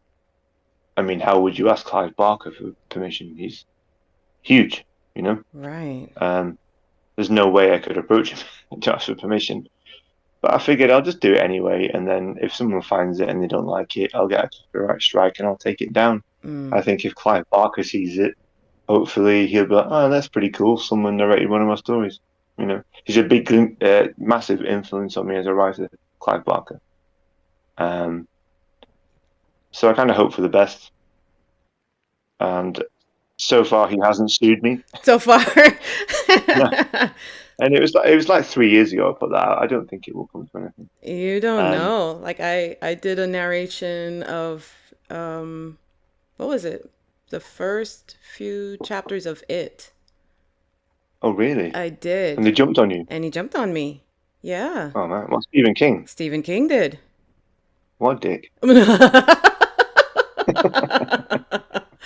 It's I his mean, story. I know, but I mean, he wouldn't have even that wouldn't have even been on his radar. He wouldn't have seen that. His lawyers would have seen that I and just protected his copyright, I think. something that was before I started horror narrating and realizing that you need to get permission first. I was like, it's just like the first 3 chapters. Like, He doesn't care. Yeah, I'm not doing the whole book. It'll fly under the radar. They'll never care. And then before I knew it, it bloody took a hell. few years before it was noticed. But yeah, strike. Was it? Did it happen like after the new movie came out? Because I wonder if the rights changed or something, and they got more on top of it. Yeah, it was after the movie came out. Maybe, maybe they got lawyers onto like every copyright shit then for that or something. Maybe anything's possible. Maybe. Well, I actually, on a related note, Mm. I've done something. What? I've I'm actually going to put this video out there tonight, Okay. which I assume this what we're recording now isn't going out tonight. No, it's not. No. So at the time of talking to you, it's what, the 17th of March? Uh huh. Yeah. Um, I've put a video on YouTube that I haven't actually made live yet. Okay. It's a short story, an original short story that I've written, uh, based in the Hellraiser universe. Mm. So it's about the box, you know, the Hellraiser box, Yes. the lament configuration, essentially. Yes. Very short. It's like 4 minutes long. It's about someone's encounter with the box at some point in the 80s. So I've done it, and I've made the title "The Boy and the Box," an original Hellraiser story. Blah blah blah. Mm-hmm. So if that does not get picked up by copyright infringement filters, and I don't get told to take it down, then well, you can do anything you want. It's a free for all, man. It's free for all. Because I'm assuming, like, I don't know if you saw it. There was like the new Hellraiser movie came out last year, which was like the remake, reimagining of the original. I didn't know that. Okay, okay. Have you seen the original? Yes, I have. It's one of my favorite horror movies. I love it. Right? I watched the remake. I was really pumped for it. You know, I'm not anti-remake whatsoever. I Right. think there are some really good remakes of horror movies. I think Zack Snyder's Dawn of the Dead was excellent. David Cronenberg's The Fly was excellent.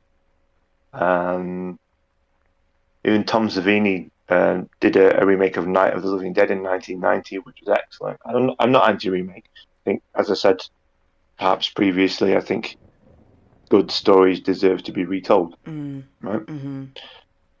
And this new Hellraiser, I had that in mind when I saw the trailer for it. I was like, it's one of my favorite movies. I love the mythology. I love the Cenobites, Pinhead, etc.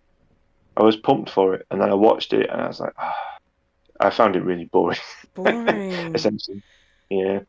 Dang. It's absolutely a horror movie, and there are some great horror moments in it. The reimagined Cenobites are they look great. They do. They look excellent. It's like in the original movies, like the first few, like they kind of look like they have like leather, like bondage gear on. Mm-hmm. Right. So they do away with that in the new ones. Hmm. Their uniforms is like their skin, Oh. and underneath that, like say, I don't know how to explain this well. Like their costumes are their own skin, and there are bits in between, like joints and stuff, where you can just see underneath, like the muscle and like redness Yes. of that can kind of been partly flayed, and that made their skin their costume. It's a reimagining of like really highly well regarded and iconic horror characters that really works. Which do you prefer? Oh, the original by Yeah. miles. The remake had that and some creatively cool moments. Jamie Clayton played Pinhead Mm. and did not play it like Doug Bradley, because you can't repeat that performance. Right. She had her own take on it, Mm. and she absolutely smashed it. It was just it was too long. It was boring. I liked what they did with some of the mythology, some stuff about the box and the configuration, but the lament configuration yeah, they had some really good ideas, but they just didn't all really fit well into a 2 hour film. It could have been like an hour and a half, and it would have been tighter, and I think it would have been better. Wow, that's a lot of time. Mm, That's unfortunate. mm. Bet you're really hyped for it. I was super hyped for it, man. I'd never really heard of Jamie Clayton either. Now she got announced for it to be the new Pinhead. Obviously, an iconic role in horror. Even if you've never seen any of the Hellraiser movies, Hmm. there's a chance you might have seen some imagery of Doug Bradley as Pinhead because it's such an iconic horror movie, right? Right.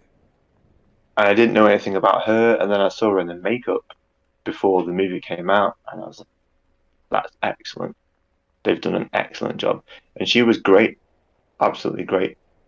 But the parts that I liked, including her performance, just didn't add up to a good enough film for me. If Mm. you're going to remake Hellraiser, it needs to be absolutely banging, and it just wasn't. It was kind of dull, unfortunately. I found it dull. A lot of other people really liked it, so I'm not saying don't watch it, just it wasn't for me. Fair enough. Not everyone's gonna love it. No, and that's fine, isn't it? We don't all have to love the same things, you know. No, of course not. I am going to jump into one of our subscriber submitted questions. Sure. This one is from King of the Canadian Hill. Thank you so much for your question, King. My boy, Captain Canada. Yeah. I love him, man. He's such a good guy. He is. He's man, he loves a poop joke. Yeah, he does. I love his art. I love his artwork as well. Right? Did you ever see that picture that he did of all there were like several different narrators on it who all had like a persona like me with Dr. Gallo. Yes, He I did a did. collective thing. That was so cool. I Yeah. was so flattered to be in that. It was Oh, that was really cool. yeah, he did a good job. He's really funny as well. He's a funny guy. He is. I hope he keeps up with his art, 'cause man, he could really do some good stuff. Yeah, yeah. He asks, "Where do you get your inspiration for the stories you create?" It's a difficult question Mm. in that there could be several different angles. That's, for example, my literary inspirations are Clive Barker, Stephen King, Neil Gaiman, Mm-hmm. and Terry Pratchett, I would say, to an extent. To a lesser extent, Terry Pratchett. I think there's humor in my stories, but it's a bit more subtle. You know, the horror story. Right. Um, Horror movies that I've seen for years have helped to shape my style of writing. I think I know well enough how to tell a story based on the things that I've experienced with horror media, horror art.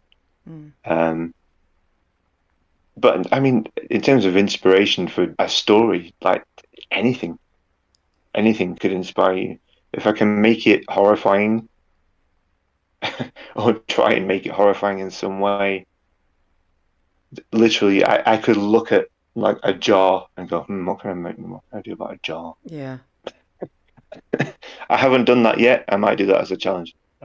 Maybe you'll see that in the next book, some sort of jar horror story.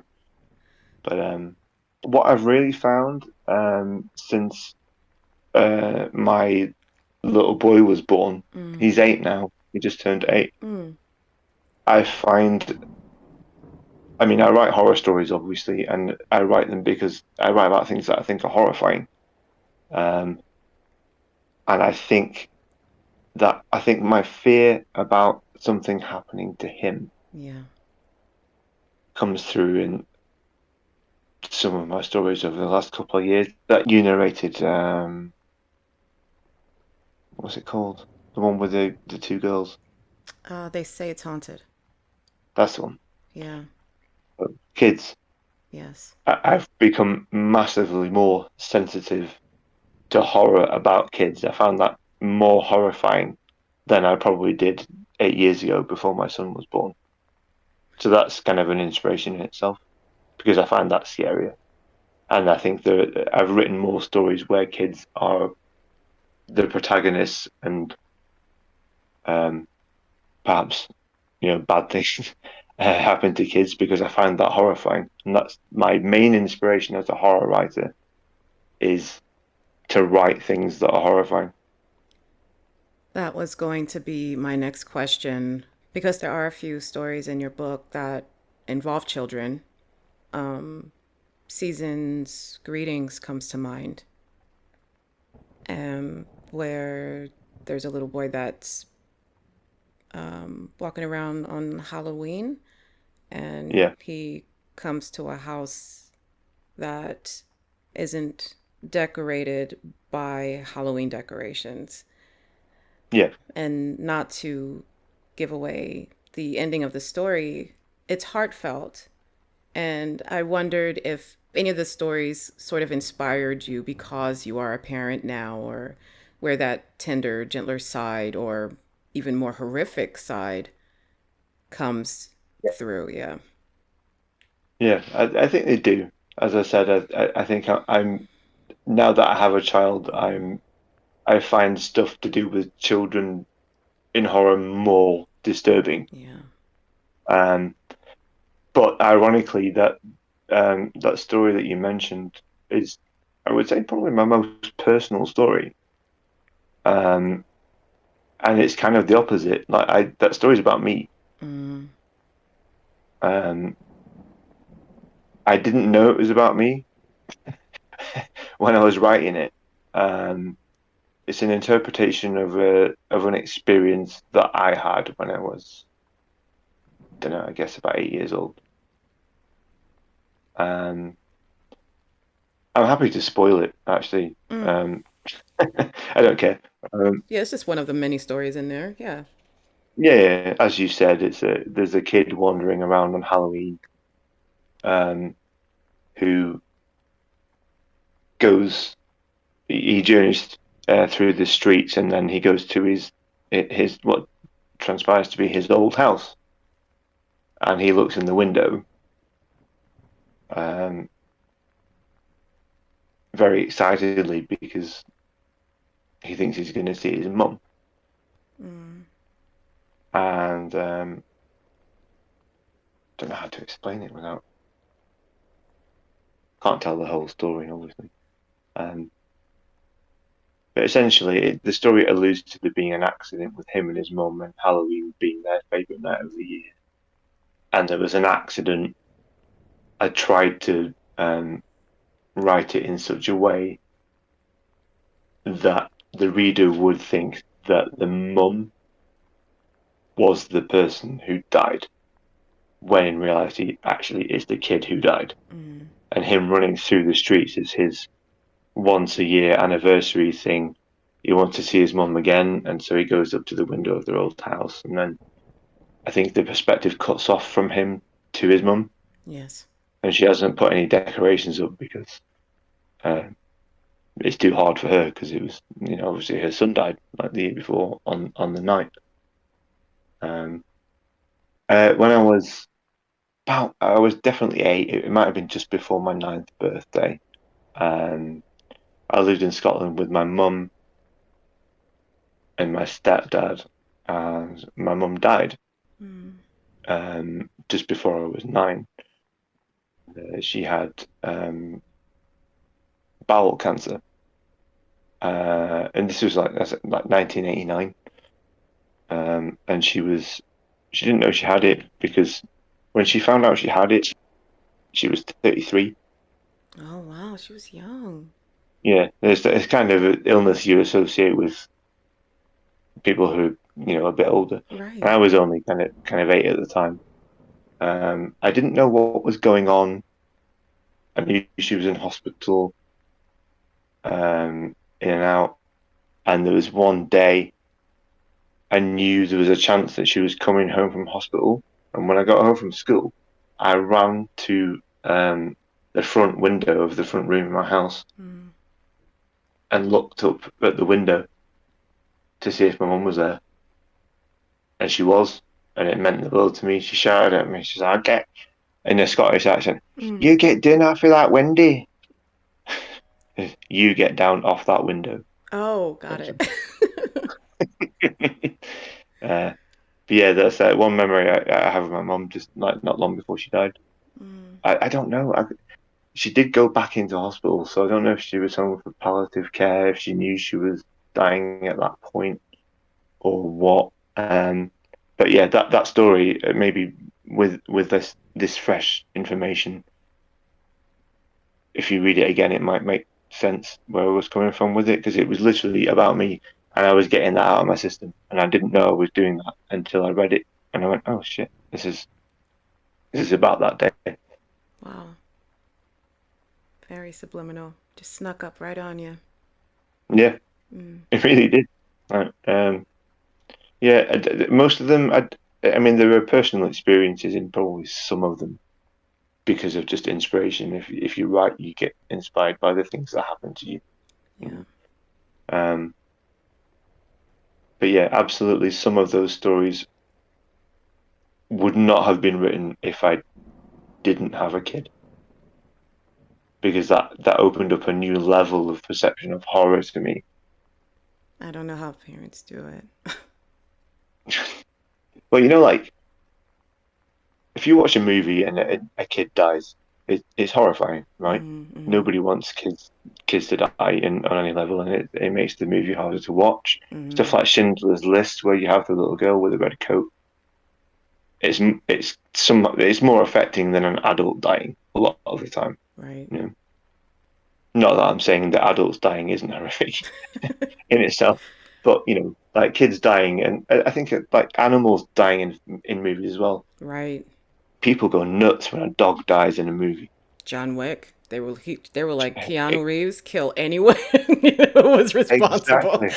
Well, yeah, I guess you could say I'm back for a fourth movie because they killed my dog in the like 10 years ago. Holy shit! Yeah.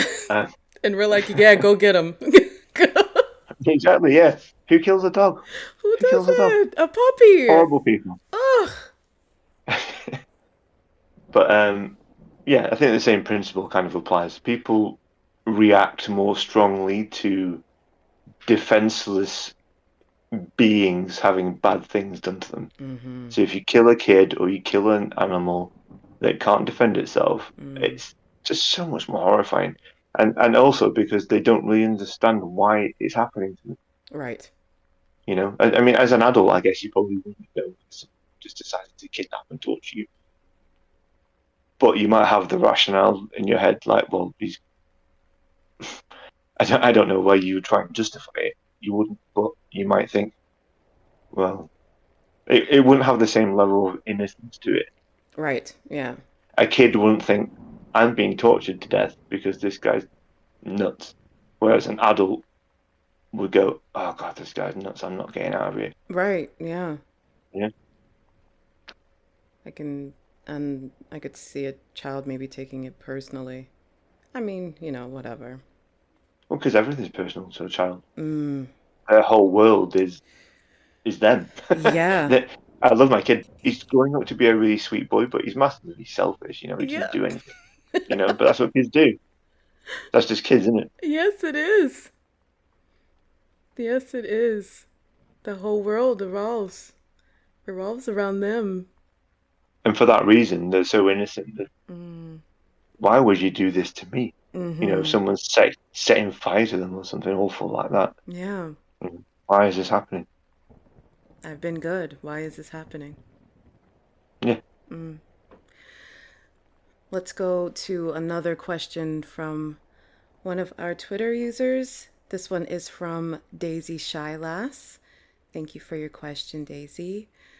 She asks, do you write things that you find scary yourself, or do you use formulas that you know to be scary to others? Firstly, thank you to Daisy. She's a friend of mine. I appreciate the question. She's been very supportive of my work, generally. So it's nice for her to engage with us like this. I would say a bit of both. Mm-hmm. I write things that I think I would find scary. But I mean, say I had a phobia of like bananas, Mm-hmm. and I couldn't be in the same room as a banana because I thought he was going to get me, right? Um, I wouldn't write a horror story about a banana because like literally nobody else would would be scared or horrified by that. A cat.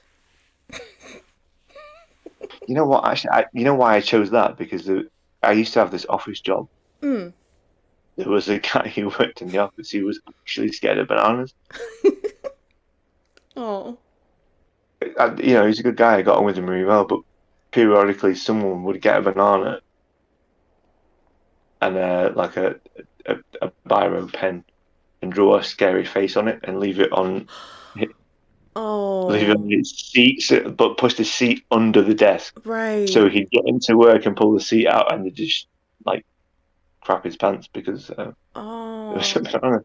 So cruel, That is so cruel. cruel. Um, so maybe that wasn't a very good analogy.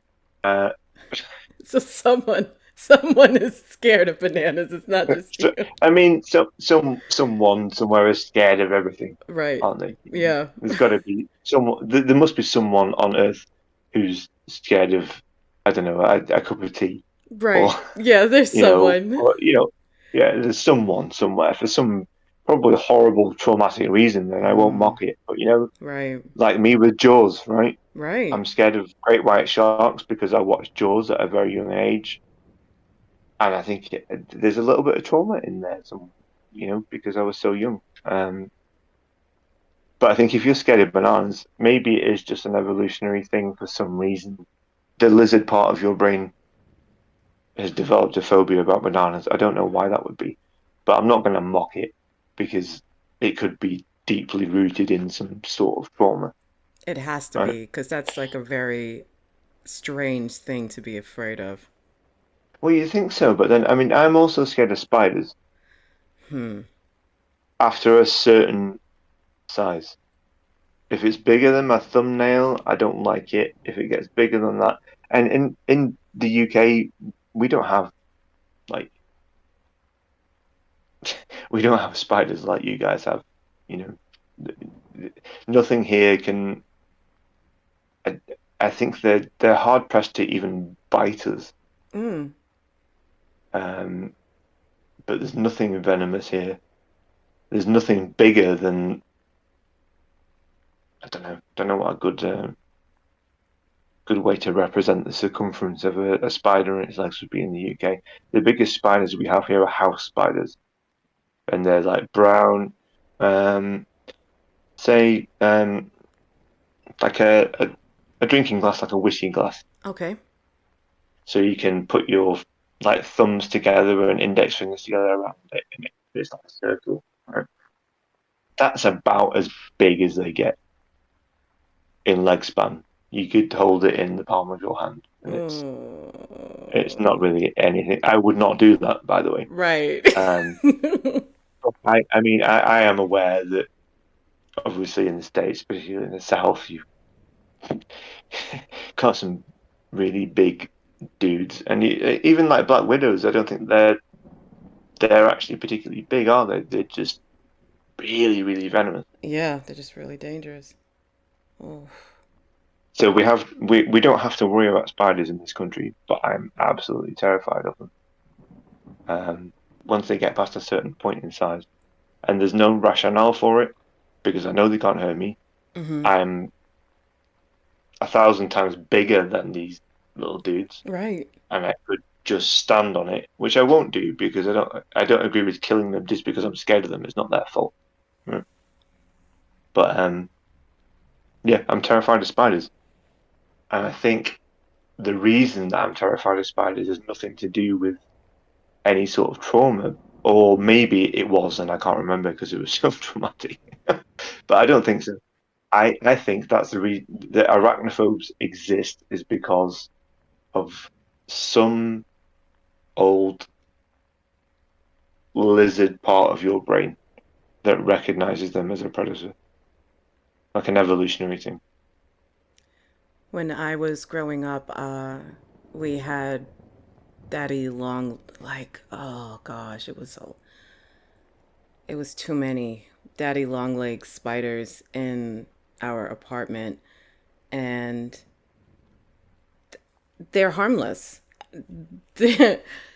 They're they're not venomous at all, and they probably don't even bite. I don't even think they bite. They're, you know, How but big are they? they're We oh, we, we do have daddy long legs spiders here, but I'm not sure if they're the same type that you have. uh, I'm gonna assume yes that they can get pretty big. And it was just from childhood. I wasn't told that they were harmless. I just knew that they were a spider and they were creepy. And so I just always was afraid of them and never got over that.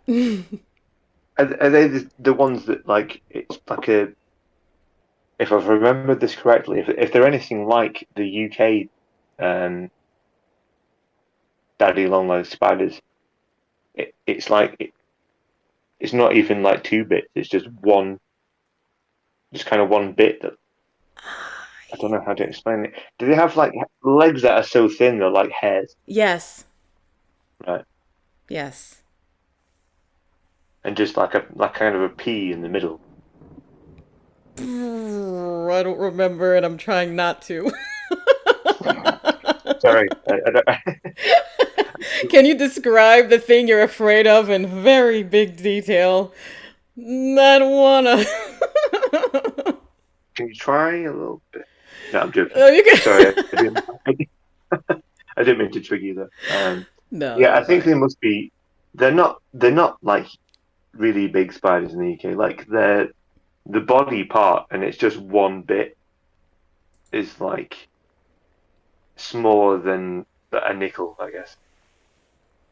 Maybe you have bigger versions over there, but they're like half a nickel in size in the body, and the legs can kind of span out Yes.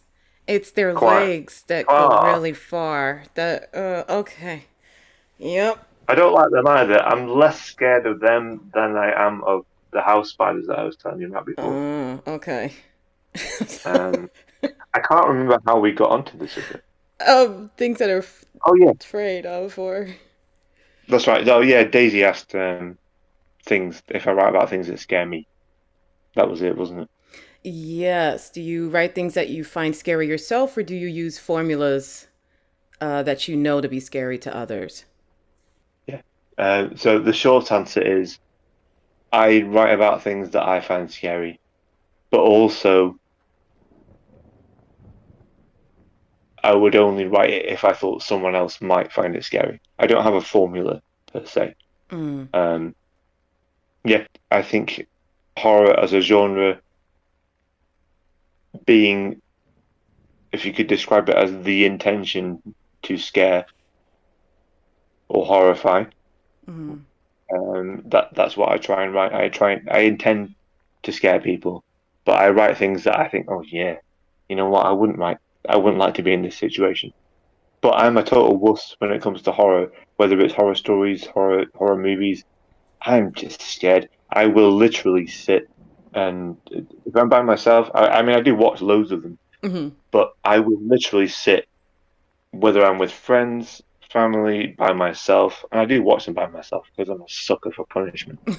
Um, but I will have a cushion on my lap to hide behind and just like pull down a little bit so I can only see a little bit of the screen Yeah. because I'm scared. Yeah. I'm so able to suspend my disbelief, and that's, I guess, partly why I love it so much as a genre. I can't watch a comedy movie that I don't think is funny and suspend my disbelief enough to laugh. Mm.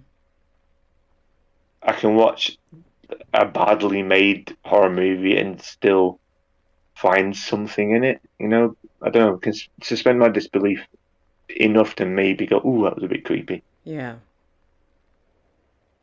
Yeah. I usually find horror movies funny. I usually more find them funny than scary, especially if they're bad. So, like, what was the last horror movie that you watched? Mm. That one, his house or their house? Oh, his house with the British one. Yes, Yeah. What do you think? I loved it. It was such a good movie, I thought, So good. and Yes. I think that's another.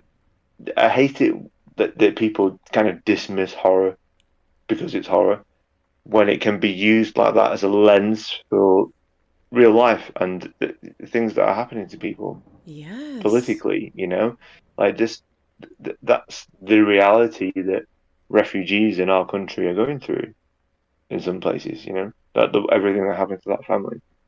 I was just like, yes. Why aren't we doing more horror movies that make sense, that can relate to real life? Why is it murderers who can't die? Why, I'm not knocking those. I'm just saying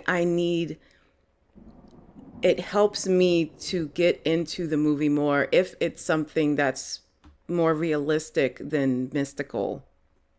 Yeah, no, I agree with you. I mean, I love horror as a genre, so Mm, I don't need it to be something like that. I don't need it to be saying something. right. But at the same time, I think it horror can be used as such a good lens to perceive, real life horrors or real life situations, like with his house. Absolutely. That I mean, it's a horror movie, obviously based on the content and what happens in the house, but I mean, it's the horror is used as a lens to, I wouldn't say comment on, but just kind of present the reality of what people are going through. Yes. And that reveal when they get on the bus, Yes. Oh, that was the most horrifying moment, and it was nothing supernatural. It's like, oh my god. oh my gosh, could you imagine? I mean, we shouldn't probably No, yeah. say what that is because people might listen. Then, but yeah, that was, oh my god, that was one of the most horrifying moments in cinema history for me. And I guess because it wasn't like just some nonsensical guy with knives on his glove murdering people while they're asleep, and Right. that's scary in itself. And horror for the sake of horror is okay. But did you watch a movie came out last year called Smile? No, I haven't watched that one yet. I really liked it. Mm-hmm. I think again, it's one where it has something to say. Okay. Um, I don't want to say what I think it was about because I don't want to spoil it. Right.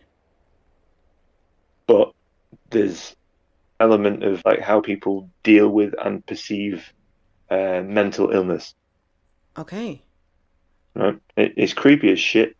Um, it's a good movie, man. I watched. Did you ever see a movie called It Follows?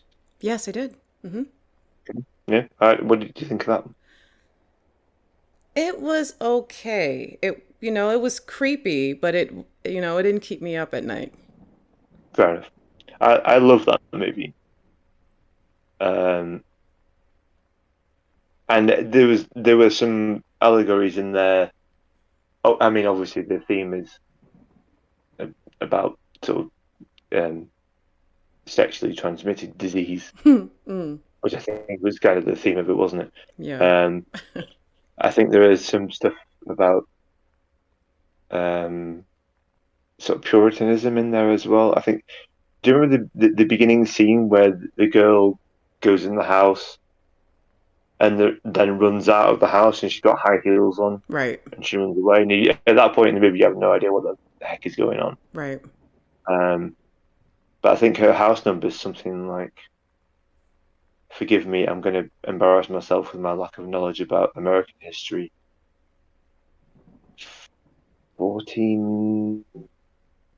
It's a prominent year for some for some reason. It's like 1498 or something. When Columbus sailed the ocean blue, Was that 1498? I thought it was like 1492 or something that it rhymed Maybe or it was something. that. It might have been 1492. I'm sure the house number of her house is something like that, 1492, and it has some sort of historical significance. Anyway, yeah, I really liked It Follows. Smile, I think, quite heavily influenced by It Follows, but takes this a similar story in a different direction. It's not, the subject matter is not the same, but it's a similar thing. Um, One of my good friends who's really into horror movies prefers Smile to It Follows. So yeah, I'd recommend it. But the point that I was trying to raise when I brought that movie up is that again, it says something. It's, if you can interpret it the way that I think it's supposed to be interpreted, Mm. it's they use horror as a lens to frame a certain thing that a lot of people go through, and there's a message there. Same with His House. Yeah, I'm sold. Yeah, it's a good movie, Yeah. and it is creepy as shit. It's one of them. I watched it by myself, and I had the cushion. I was like, And you had the what? the cushion. Oh, you were hugging the cushion. Yep, just pulling it away a little bit at a time, so I could see a little bit of what was on the TV screen. Yeah, Just because, like, it's good at ramping up the tension. I see. You know something's going to happen. Mm-hmm. You don't know exactly when or where, and it does have jump scares in it, like we were talking about earlier. Uh-huh. But yeah, it keeps you on edge quite a lot, but also has um, there's a message behind it, and it has a lot to say about humans and uh, tolerance of what humans are going through. Mm. I would say. I love horror movies like that. I love psychological horror is definitely at the top. If you recommend it and it has like a message to it, then absolutely. That's I think that what was it, 1772 or whatever the year was of the movie that I said earlier. Oh, the Tom Jane one, Yes, the Tom Jane one. If I 1492.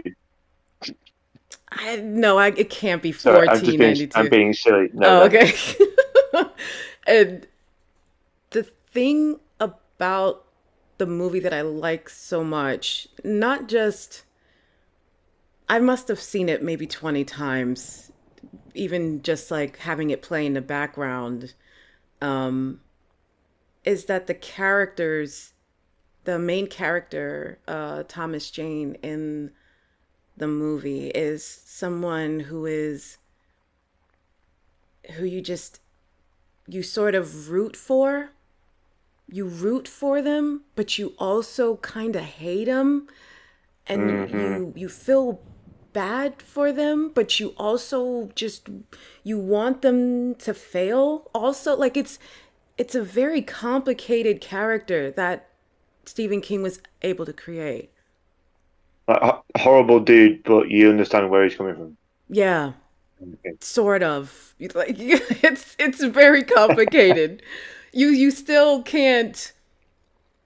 I understand where you're coming from, but it's like, why, dude? Why? And Yeah, but then you kind of hope that things work out, but then you're kind of also like, you deserve pain. Like you, like you kind of want him to be okay, but you kind of don't want him to be okay. And so I love that. I love how they were able to do that with the writing. cool. Yeah, I like that. I think some of the best villains are somewhat sympathetic Oh yes, because nobody's born like the kind of like a high school bully. There's learned behavior, yes, right? yeah, It's all circumstantial, and not that I'm suggesting that criminals, murderers, rapists, or whatever should be forgiven for what they do. It comes from somewhere. I don't think it's all mental illness. I think part of it's upbringing. right. I can't remember. I'm going to sound ignorant when I say this, but I did read some statistic about how people who end up sexually abusing people, there's some massive percentage of them were sexually abused themselves, right? So like yeah, so learning behaviour. Right. School bullies beat people up because they're getting beaten up at home. Nobody just decides to beat someone up. Uh-huh. I mean, there are probably elements that, or there are probably some kids that will do that anyway. But I think for the most part, I think it's learned behaviour, um, and that kind of makes. I think that makes for a more sympathetic villain in a Absolutely. movie. Can't be Like so I've never been. simple as uh Jason. Like Yeah, just be a murder hobo and just end up just like Jason as in Friday the 13th. Jason. yeah. Yeah. Yeah. But to be fair, like if you watch the original movie, like obviously his mum was the one that killed everybody in the original movie, but she did that because he drowned because nobody was looking after him and he had special needs. He still Mm. has kind of a sympathetic backstory. I'm not saying Mm. he should have spent the next 20 years murdering people, Right. but Right. but at its core, he was a sympathetic character. You Mm. know, Freddy Krueger, not whatsoever. He was a child murderer, and I think the illusion is that he wasn't just a child murderer, right? And he got set on fire by the parents of the kids that he murdered. He was Right. not the sympathetic character, but where did he get that from? You don't Yeah. just wake up one day and decide to do that. Mm. Heavy. But conversely, I think Michael Myers. I'm a huge fan of John Carpenter's Halloween, the original one, the 1978 one. Right. Um, I love the fact that he just murdered. What was he like 6 years old or something at the start of the movie? He kills his sister, and he spends his entire life in a mental institution. His doctor says, "Don't ever let him out because he's literally just evil. There's no redemption in there. Mm-hmm. He knows what's going on. He just doesn't want to talk to anyone because he just wants to murder people, and then he escapes and murders people. Mm. And I find that quite scary as well because he's not sympathetic. He just did it. Yeah. Yeah. I think with like characters, like you can see where it came from. Something happened, and that's how they now live their lives because it's learned behavior. Michael Myers had none of that. He was just a psychopath and started murdering people. I love murder documentaries where they go back in the past and, trace where a serial killer went wrong or how they were raised. And you just, Yeah, like true crime stuff. true crime, yeah. Yeah. Did you watch that latest one? Well, not latest one, but the most recent famous one on Netflix. Who was it about? The one that's in trial, like right now or something? No, it was a historic case. They did a dramatization of it. Like he was killing hookers or something? No, I think he was killing gay men. Oh, Gacy. Not Gacy. Dahmer, Dahmer. Dahmer, Dahmer. That's it. That's it. Yes. It's got Evan. I can't remember his name. The Me actor neither. Evan something.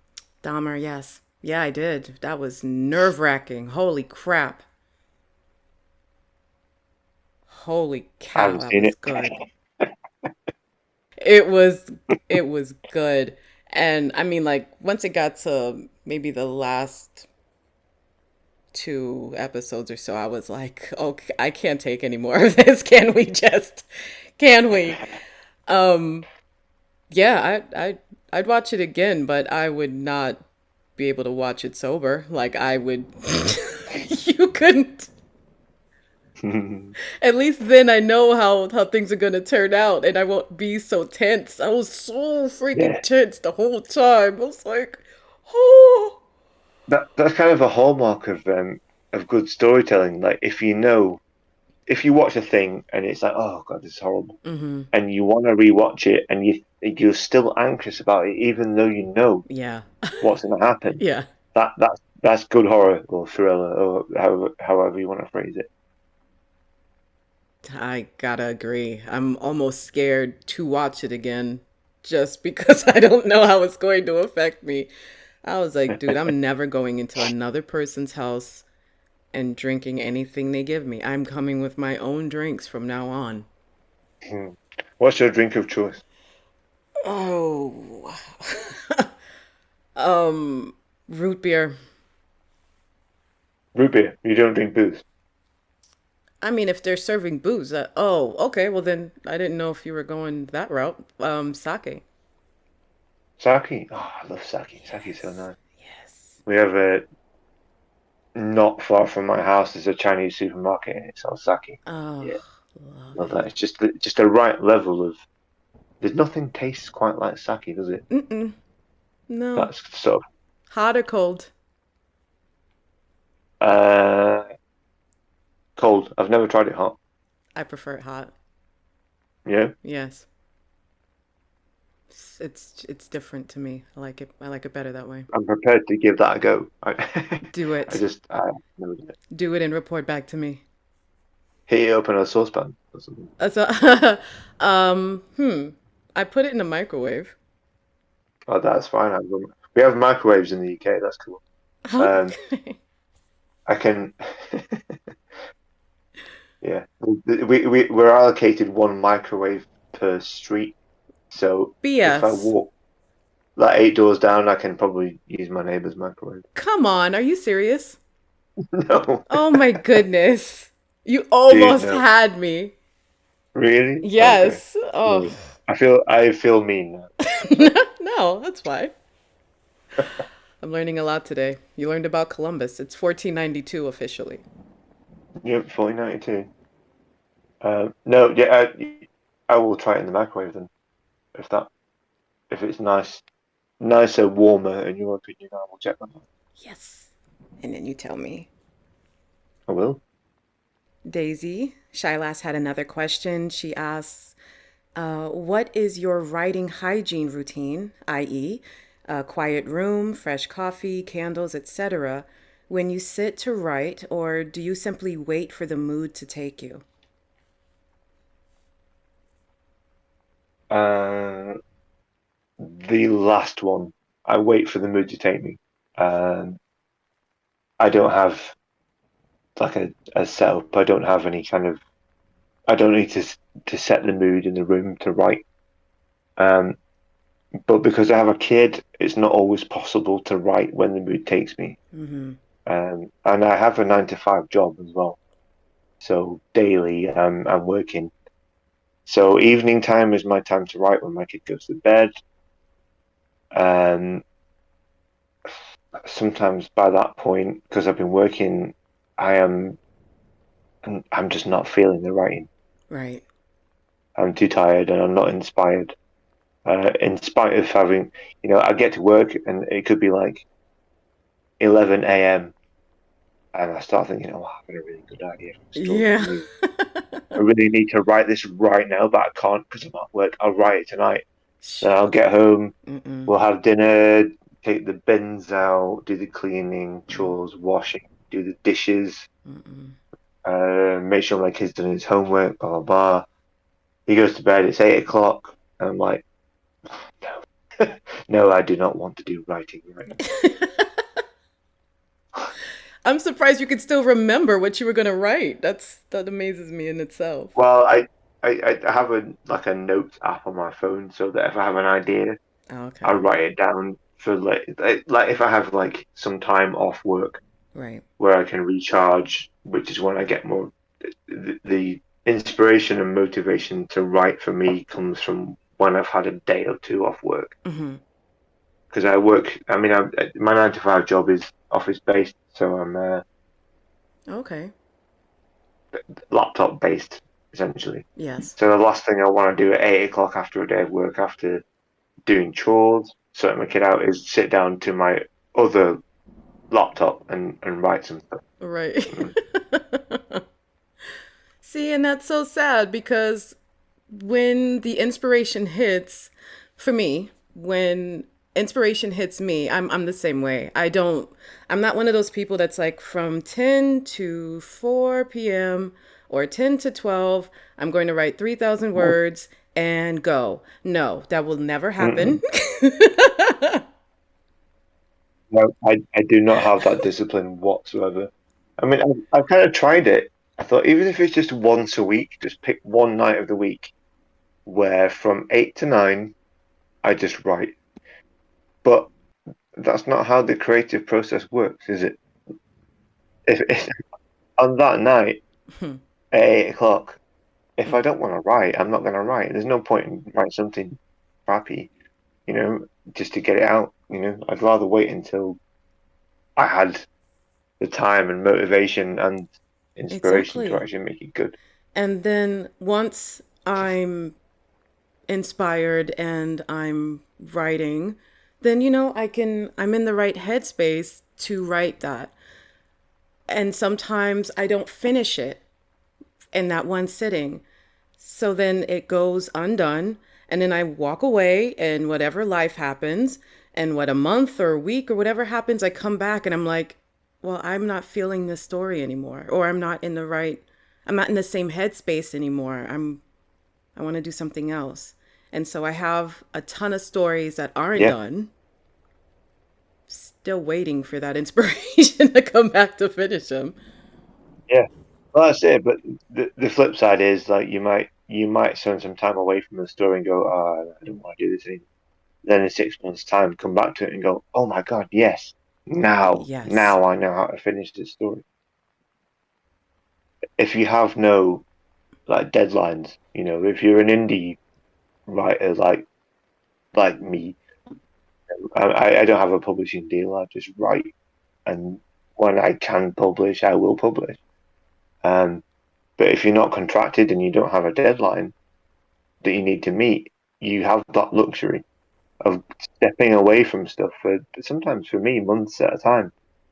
And then I look through my notes or look through my Google Docs and go, what have I not finished? And then be like, oh yeah, oh.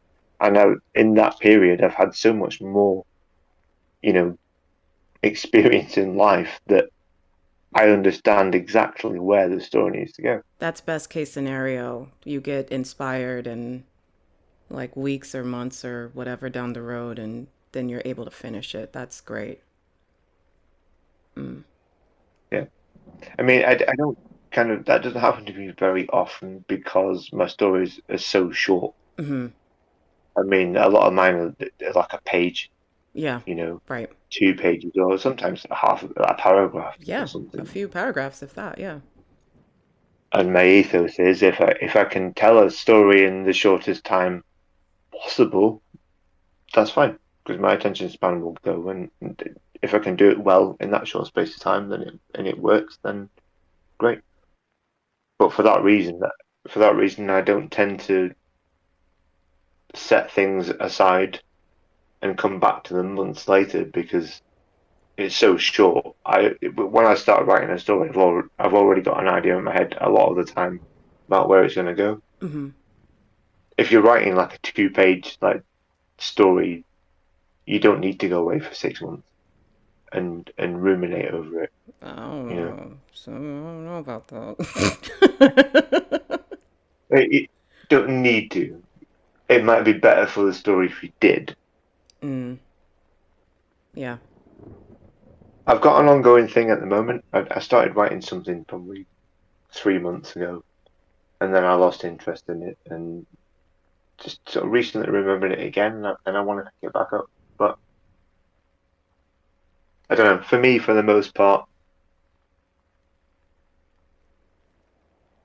if I leave it, if I try and start writing a story because I've had an idea, Hmm. a really short story, as mine all are, and I leave it that long, it's because I've forgotten about it. Yeah. It's not like I put it on the side and went, I'll come back to this later. It's like I'll start writing something else and then I'll just forget that I started writing it. Mhm. So that's why I have an app on my phone, like a notes app, and one of the notes is story ideas, so that I can just check it regularly. Do you have any training or did you take any writing classes at all? No, not at all. No, No, you just write. no, just right. I mean, I don't want to sound Mm. like like pompous about Yes, it. yeah. I, when I was in high school, I would say my strongest skill. What do you call school before high school? Junior high school. Junior. Okay, it's just junior school in the UK, Mm. right? So when I was at junior school until 11 years old, then you go to high school. That's how it works here. For us, you go to junior high school until you're 13, and then you're in high school from 14 to 18. Right. Okay. Well, weirdly, when I was in high school, you got to leave at 16, Ooh. but I think it's changed now. You have to remain in education until you're 18. Huh. You don't have to stay in high school, but you have to go to college for 2 years or something. Oh, Mm. interesting. Okay. But I found that my aptitude in high school was writing. I think I understand the English language quite well. Mm. I read a lot in junior school before that, and I don't think you can write. I don't think you can be a writer if you haven't read books. I mean, you'll probably have a very unique writing voice, but that helps a lot.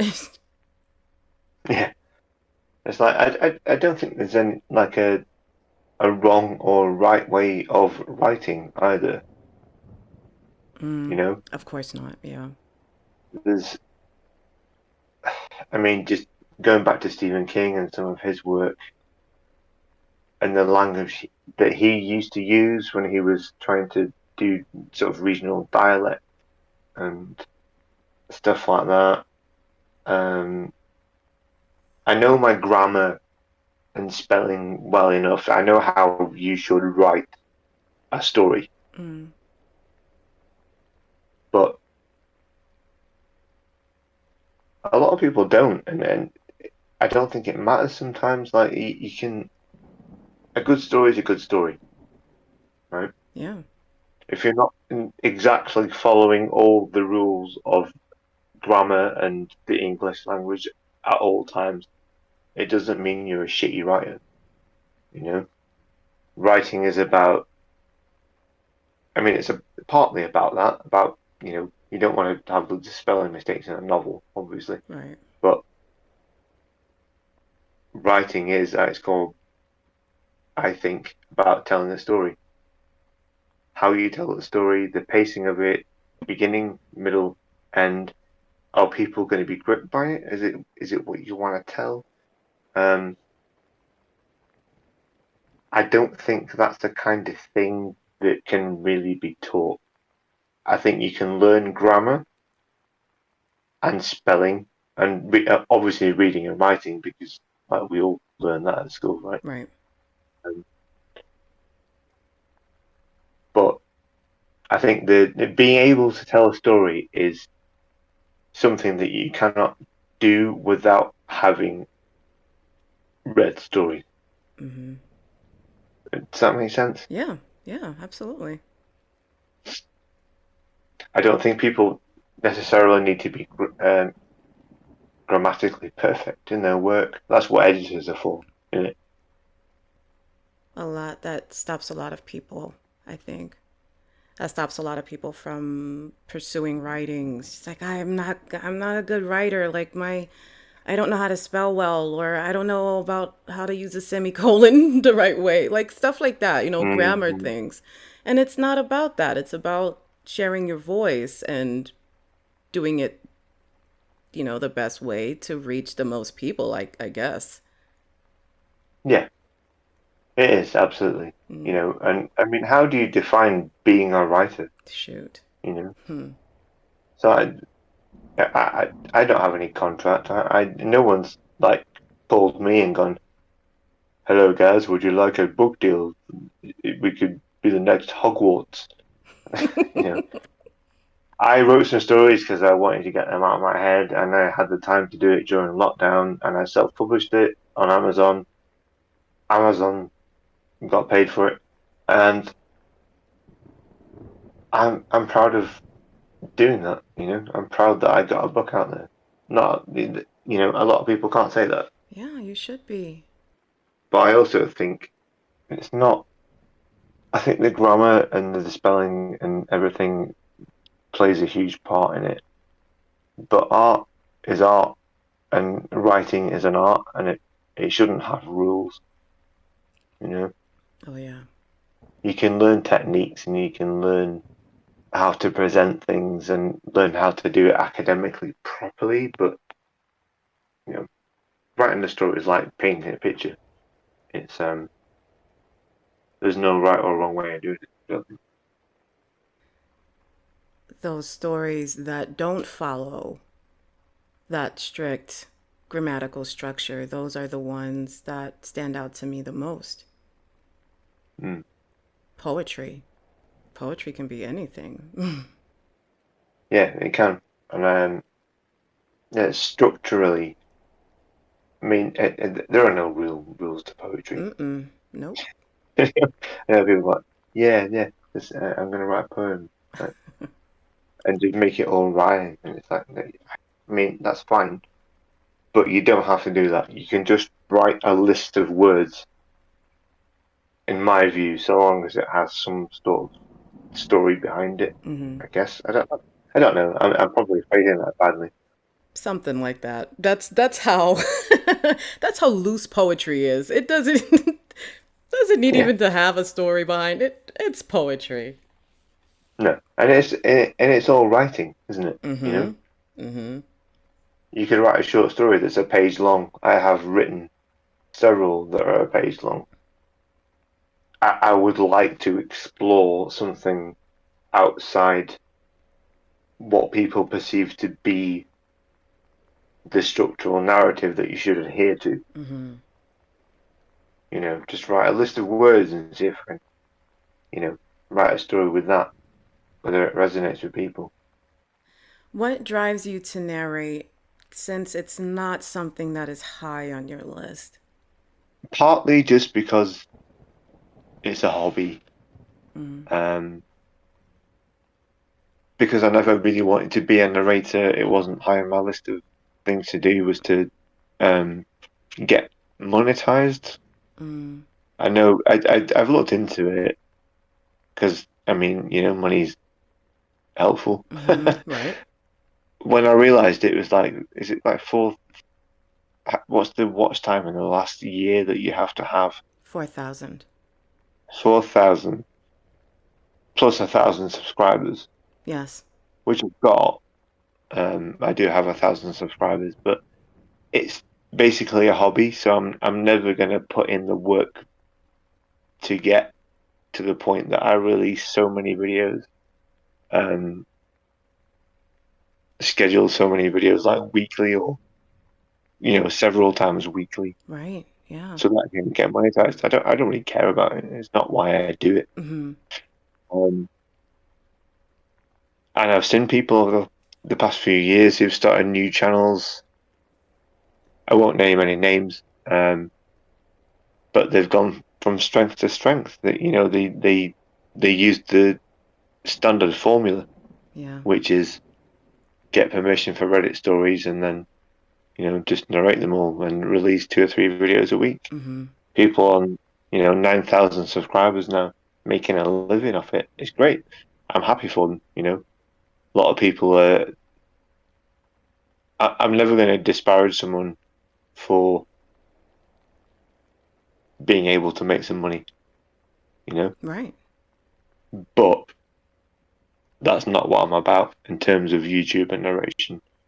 Um, I continue to narrate because it keeps interest in my channel, and sometimes I will announce things on there like I've got this new book coming out, probably, hopefully, towards the end of the year.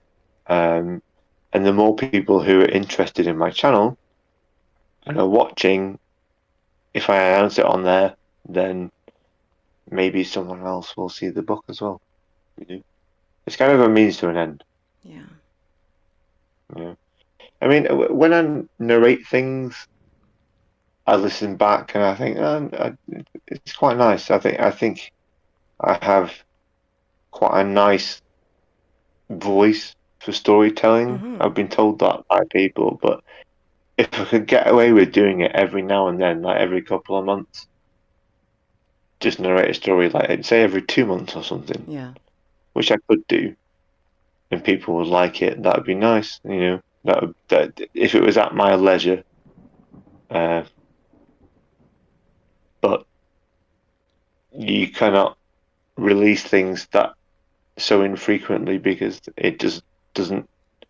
The algorithm doesn't pick it up. Yeah. You have to grind. You have to grind. Yeah. You have to grind. You have to be like video at least a video a week, if not that more. And then you get people who are doing text to speech, who are just kind of cheating, you know. But again, not going to name any names, and I'm not going to disparage anyone from tapping into the creepy pasta market, and making money from YouTube in that way. But there are some people who I find the way that they tell a story is so like really dull. It sounds like they're just reading the story Yeah. Yeah. rather than telling the story, and I don't like that. Again, that's up to them. Not disparaging people for doing that. That's what they want to do Whatever. with their channels. Yeah.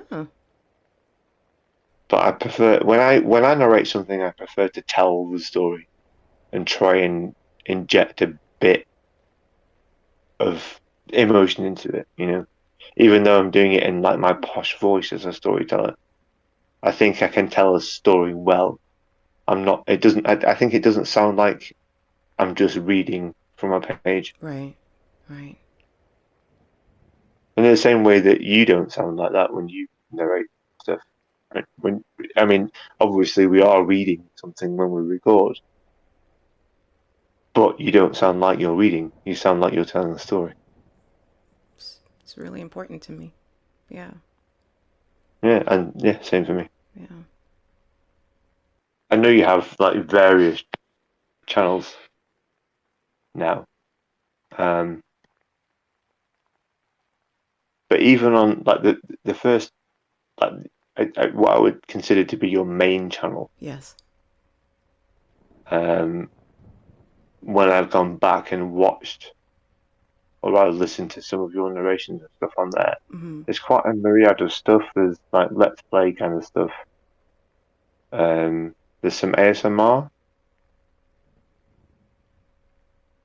I think.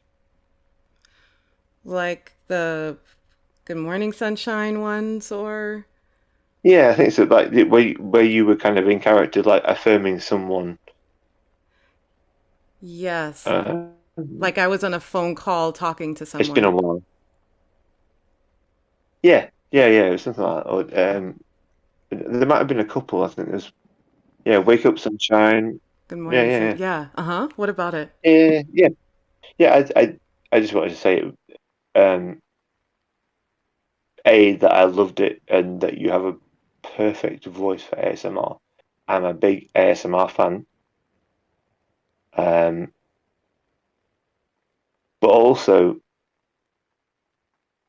do you find that having such varied content on one channel, do you think it diminishes like your returns on it? Do you think you get fewer views because people aren't quite sure what you're gonna do? So, short answer is yes. It definitely does diminish your I mean, I've lost subscribers. I pretty much lose a subscriber every time I upload a video. I don't know why Same, this same, happens. You too? same.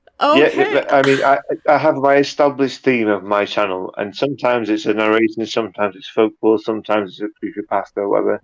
But Yeah. yeah, every time I upload a video, someone unsubscribes. Yeah. So that it's not just me then. That happens to everybody. Well, it No. happens to you. Well, at least it happens to us. Yes. And It's so weird. I I think that because I uploaded those, there were people who liked it. Thank you for saying that you liked it. That really means a lot because those videos really, they were therapeutic for me in a way, and I they were really fun for me to do. Yes, having them on there, I believe hurt my channel. I took them off of this channel, the main channel, and I put them on, well, I put them on my ASMR channel, but I was trying to fix it so that it looked like it was supposed to be on the ASMR channel. So they still Sure. exist. They're just on the ASMR channel now. Um, but yeah, I think that it hurts. It hurts your channel. I took a lot of things off. There were celebrity interviews, there were inspirational things, there was random stuff, there was, yeah, it was the ASMR stuff. I took all of that stuff off and I tried to put them where they're supposed to be or just put them unlisted. And I think it's helped my channel. Yeah, Yeah. cool. I mean, I'm no expert. I mean, Yeah, neither am I I still. just do things. I, I try and thematically stay within horror, but I mean, sometimes I'll do like a narration. Sometimes it'll be me hosting it as the doc, you know. Mm-hmm. Um, yeah, but it's all just a means to an end. I like to get my stories out there, and it means a lot to me when people like my story, I guess. Of Can I course. share a secret with you about my channel? Should I stop? Should I hit record? Should I stop the record button? What, wait, are we recording now or not? Yeah, what? Oh, oh my goodness, you You're confused me. so No, no, it's silly. not. It's not like a A secret. Okay. no. When I in during the lockdown period when I started the Dr. Gallo videos on Mm-hmm. my channel, um, I rebranded my channel. I already had about 700 subscribers at that point, and then I changed it to my Dr. Gallo horror channel. Mm. And what happened? Well, well, I mean now I've got sort of 1,500, Right. or whatever. Um, but the reason I had about 700 subscribers was because it was a Lego channel. What? Yeah, me, a grown middle-aged man. That's not why I'm laughing. I'm laughing because it's so different from your horror channel. Yeah, yeah, yeah. I mean, I'm not ashamed. Yeah, I used to as a hobby, and as I say, this is like as a it was before my kid was born, so it was in my sort of You don't have to make excuses for it. Legos are cool. Oh, Lego, sorry. yeah. I'm not necessarily making excuses for it. Mm. I just think there might be other dudes out there who are like of similar age who might be a bit ashamed of it, and I want to admit this because I don't think it's anything to be ashamed of, you know. Oh, okay. Um, but yeah, I used to customize Lego minifigures. So I think in America you just call them Legos, right? We just call them Lego. Do you? Yeah, it's like when people don't know that the plural version of Lego is Lego, they People freak out. Because I saw so many videos during that period where like people would refer to them as Legos, and I thought that was kind of like a standard thing, like in the US. Like it was It's standard when they don't know. Yeah. cool. Okay, Mm. right, fine. So did you lose your 700 people when you started putting like what happened? Well, I don't know. Like I was at about 700. I'm now about 1,500 ish, somewhere in that region, and I do lose subscribers. Mm-hmm. And I think I don't know. Like you were saying, you can upload something and people will just unsubscribe. Yes. So for whatever reason, Yeah. um, I don't know if sometimes children who followed my channel because it was about Lego sometimes go, "Oh, what's that guy up to?" and then revisit the channel and then see me as Dr. Gallo doing my thing Yeah. and telling horror stories in that horrible mask. Yeah. And then unsubscribe because they're terrified. I mean, I don't want to traumatize kids, obviously. Um, but I don't know. I think people drip out when they kind of rediscover my channel from what it used to be. Yes. I can imagine. So I'm kind of perennially at about 1,550. It drops down to 1,543. Then it will go up by 3, 4, 5. Then it'll go up to 53, which is at now. Mm-hmm. And then next week it'll go back to 1,545 or something. It's bizarre. I Yeah. think gradually, like these kids are rediscovering the channel and going, "Oh my goodness, I don't want to be a part of this." Or their parents. Also, their parents, yeah. Yeah. I mean, all my videos are marked not for kids, so I think Right. they don't see them, you know, by default. Yes. I think they might be going, "Oh yeah, let's see what he's up to," and then Let's see what awesome Lego thing he's built. yeah. Goodness, remember that British Lego guy? He made some cool customs, man. Let's see what he's up to now. Yeah. Oh, Giant spiders and people with their face melting. Ah. yeah. Therapy. I'm forcing kids into therapy. Oh man. But Look at it. up to 700 subscribers, I was doing well. I think I was quite good at the Lego customization. You must have been. Um, but here's the thing that I know from having gone through that YouTube experience at that time, Mm. and I think a lot of not to sound patronizing, um, but I think some newer YouTubers don't understand how it used to work. Mm. So you upload a video now,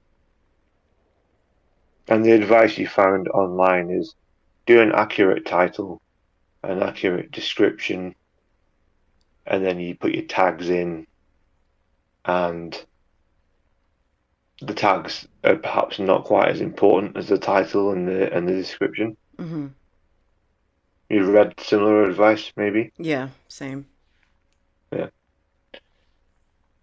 When I started my channel, and my little boy is 8 now, and I did this before he was born, so it's probably 10 years ago Mm.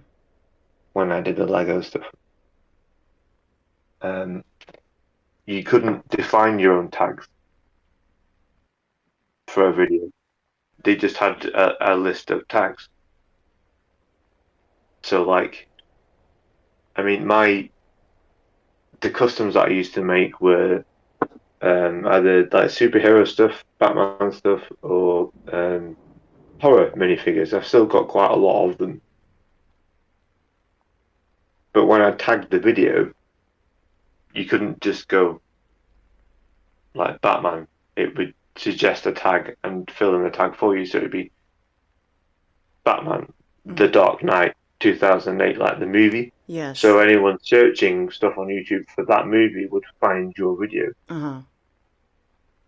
And some of my videos of my Lego figures, like they had, because I tagged them in that way, that YouTube wanted you to do in their set categories.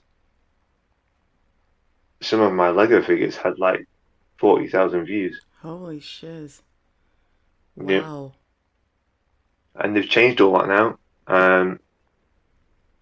Obviously, you can make your own tags now, but it was literally you could tag anything as, say, like a popular movie like The Dark Knight, the Batman movie. Mm-hmm. Tag it as that, and then anyone searching for The Dark Knight, the algorithm would send them to your video because you tagged it as The Dark Knight. Yeah. Wow. And literally, I think literally like 30, 40,000 views on some of those. It was just like stupid Lego figures, like 2 minute long videos about how I explained how I made like customized these Lego figures. You know, Imagine what it would be now.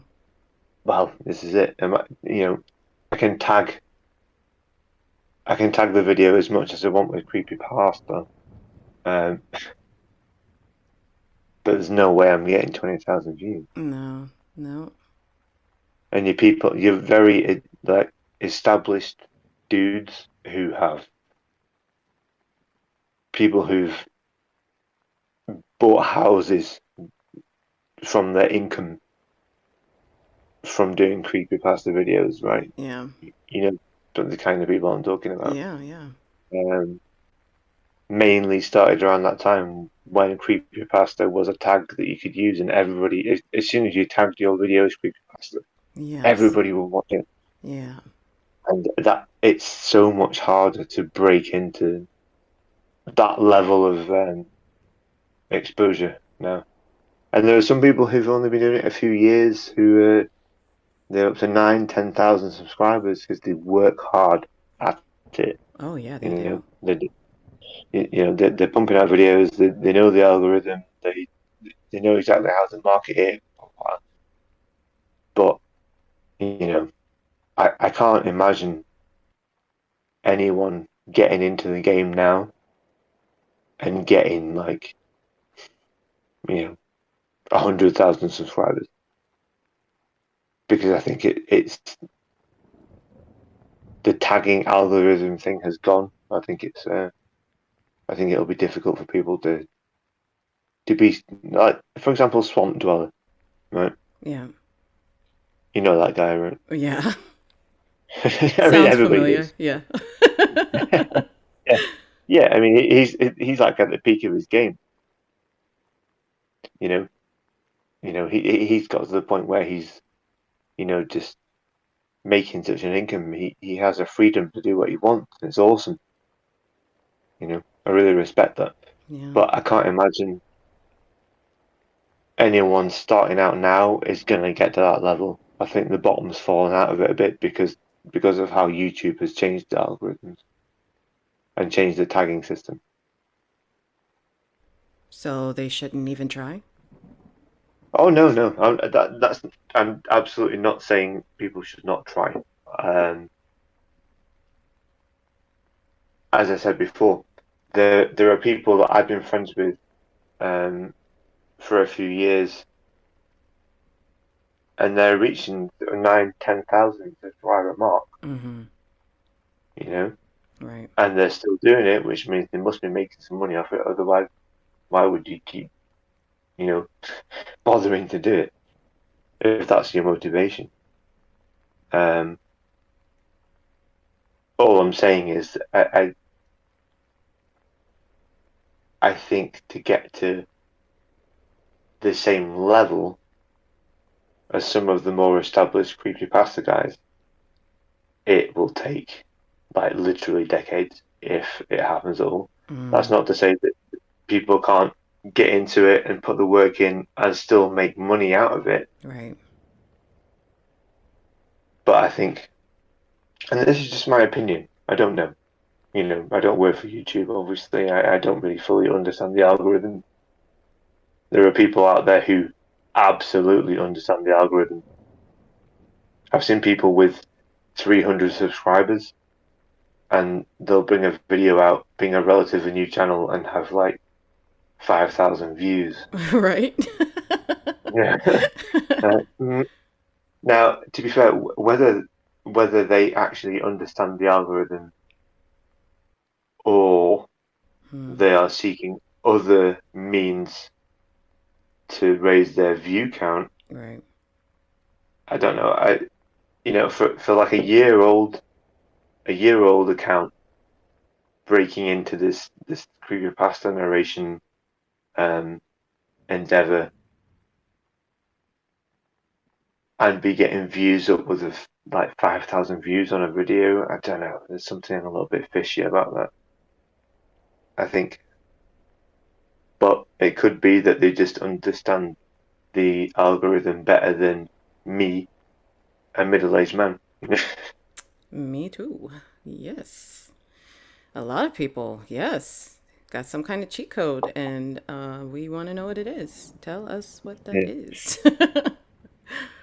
And again, I'm not aiming any of my comments at anyone in particular. Right, right. Um, we're all trying to live, and we're all trying to make money so that we can provide, pay our bills. I don't have any. It doesn't make me angry when people maybe do a cheat code, as you said. Mm. And it's all a means to an end, isn't it? Yeah, I'm a writer. I yeah. like writing. I put things on YouTube because I want people to be interested in my writing. Mm. I've got friends who just do Reddit stuff because they want to make some money, and that's fine. I mean, ultimately, I would love it if enough people notice my writing that I write my next book and I make some money out of it. It's all the same game. Absolutely, it is. Is there anything else you would like to say before we end the interview? Um, Not really. I don't know. I'm not very good at bigging myself up. I quite Mm. like talking about stuff. Mm. I don't like pushing my own, work. It makes me feel um just feel a bit arrogant about it, you know. I don't think I should. I think that you don't get anywhere in any type of industry artistically if you do not push your own work, right? Right.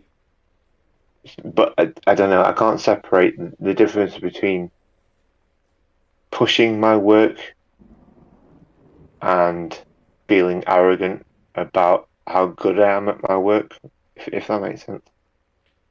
Okay, that's fair. Mm. I don't know. I don't think I'm explaining it very well. No, I understand. I get what you're saying. Is the September 1st that's your estimated release date?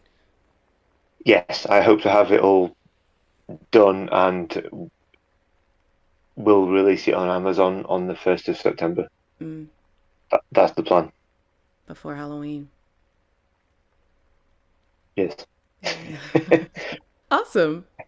Okay. Well, Cool. Yeah, this has been a really, really lovely experience. Thank you so much for having me.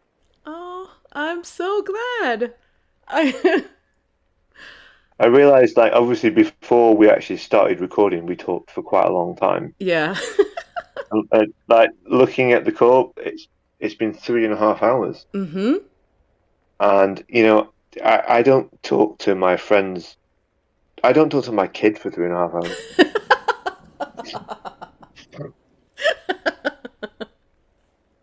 I am honored. You should be, mate. But I yeah, no. In all seriousness, no. This has been great. The fact that we've been talking for so long, I think, means it's been a mutually enjoyable experience. Um, Certainly has been a wonderful experience for me. So thank you so much for having me on. Oh, no, it's the pleasure is all mine. And yes, it has been so fun and I'm so glad we were finally able to do this. Um you are a joy. You are a joy to speak with. You are a joy. Oh, oh. I know you are a disarmingly charming host. If I could blush, I would. I really would. All right, well, you guys, y'all are also awesome. Thank you for hanging out with us and getting to know Dr. Gallo. His new book is scheduled to be out estimated around September 1st. You'll find it on Amazon. But his book, Dr. Gallo's Nightmare Season is available right now, and it is definitely worth a read. Y'all have a great rest of your week. I will see y'all soon. Bye, guys.